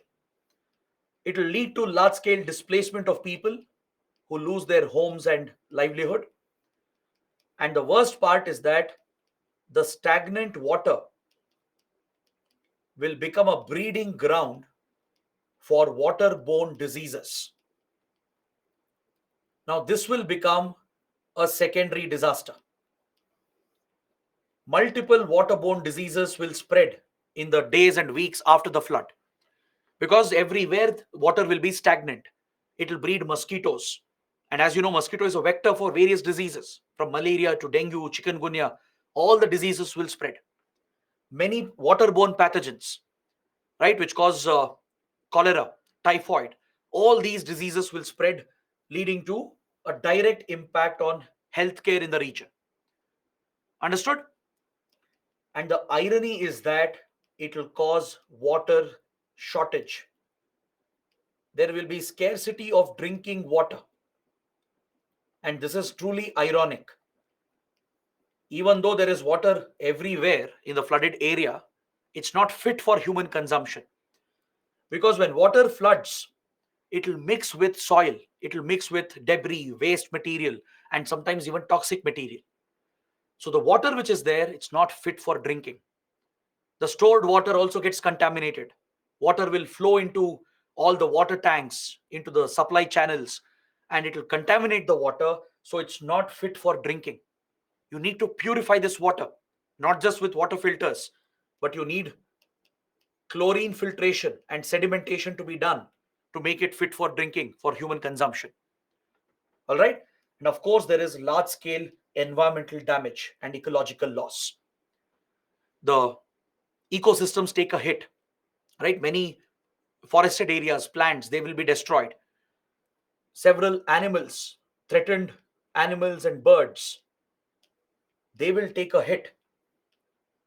For example, look at what happens in Assam every year.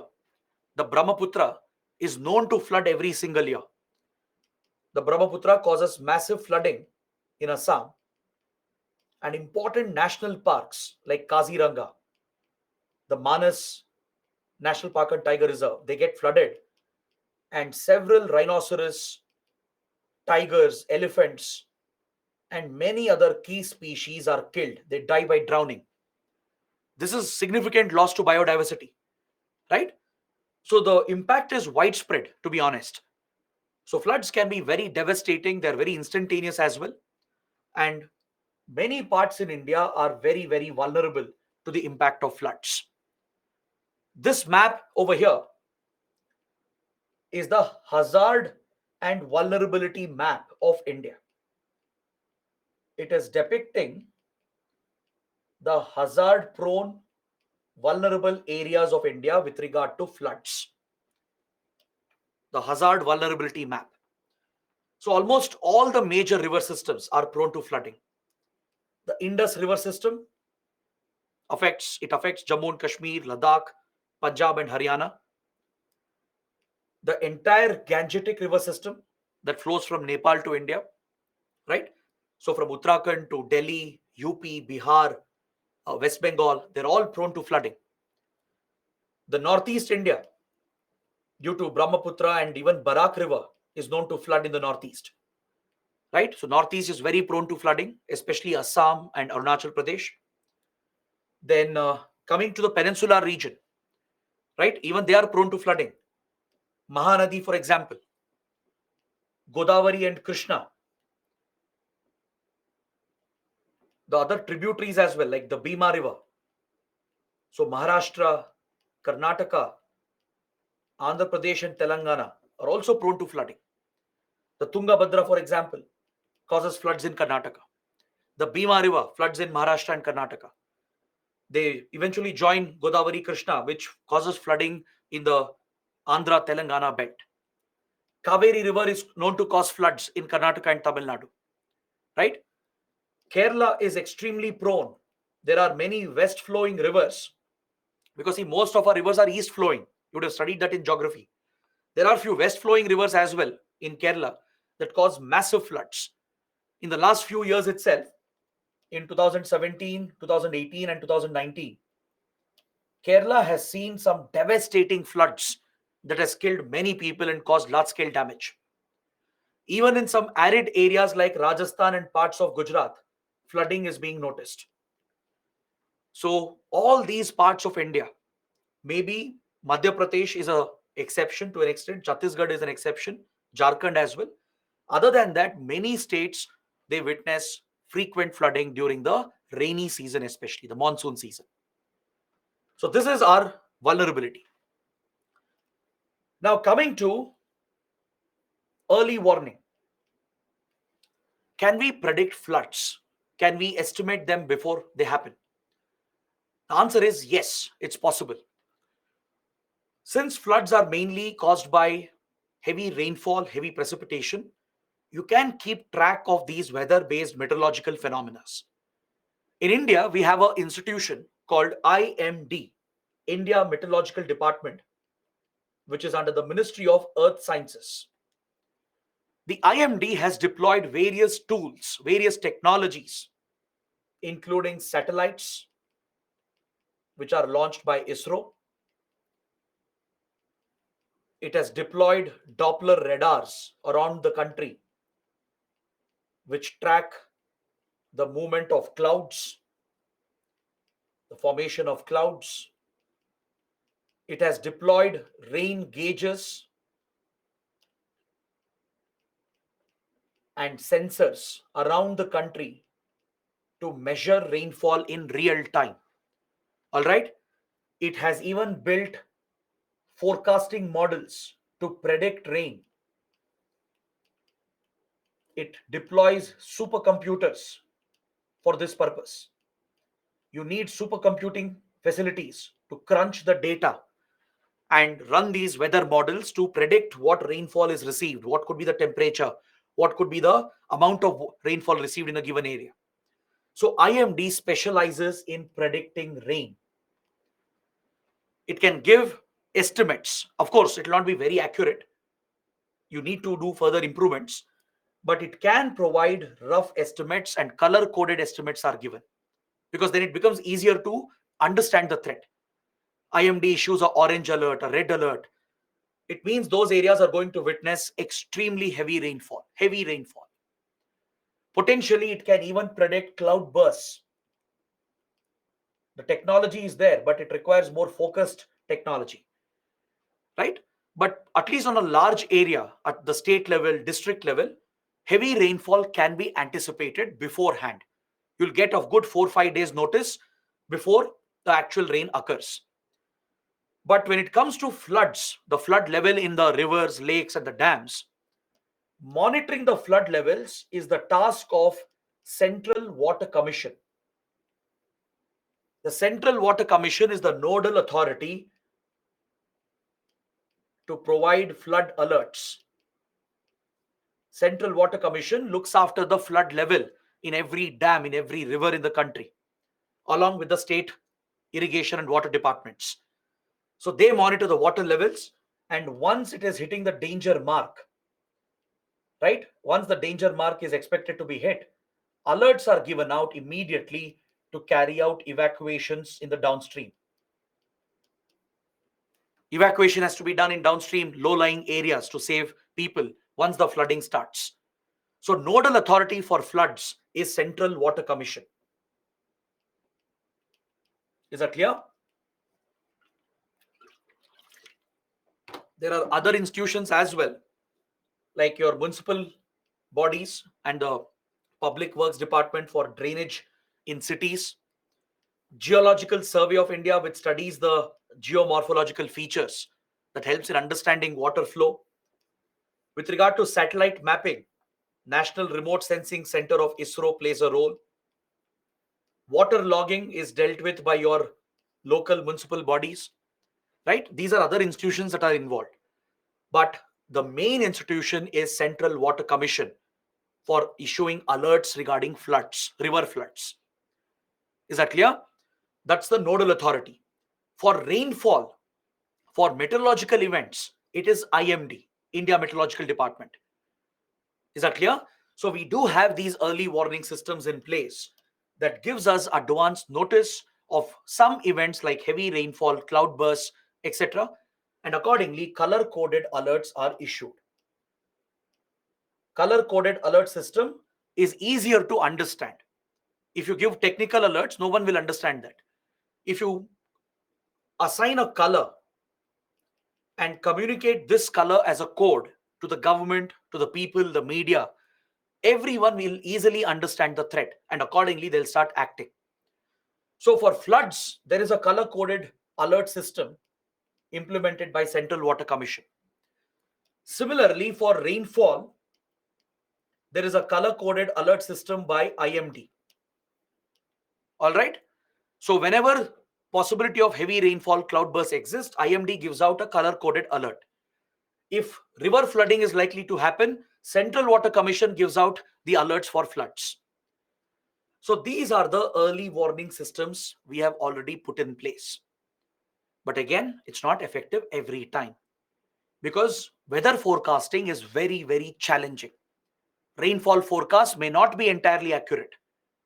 Sometimes there might be a delay in receiving the data. There might be delay in disseminating the information. There are a lot of complexities involved. So floods can happen without notice as well, without advance warning. But still, there is some technological methods available to predict floods and give some early warning through which timely evacuations can be carried out. So this is where I would like to stop my discussion for today. Let's end the discussion here. We are left with one last point.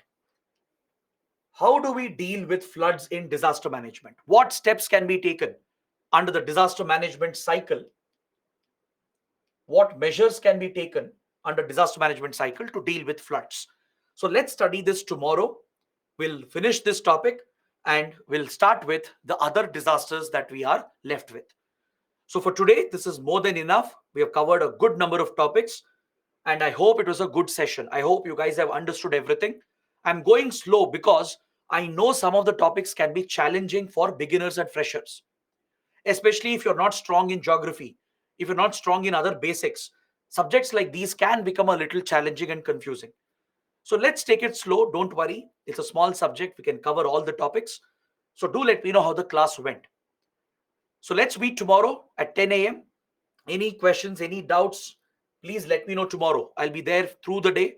We'll take up all your questions and we'll cover many, many disasters tomorrow. So don't miss the class on Sunday. Tomorrow will be very important, right? We'll be covering many disasters and I'll also try to answer all the questions and doubts that you guys have. So let's end for today. Thanks for watching. Have a good day and let's come back at 10 a.m. tomorrow.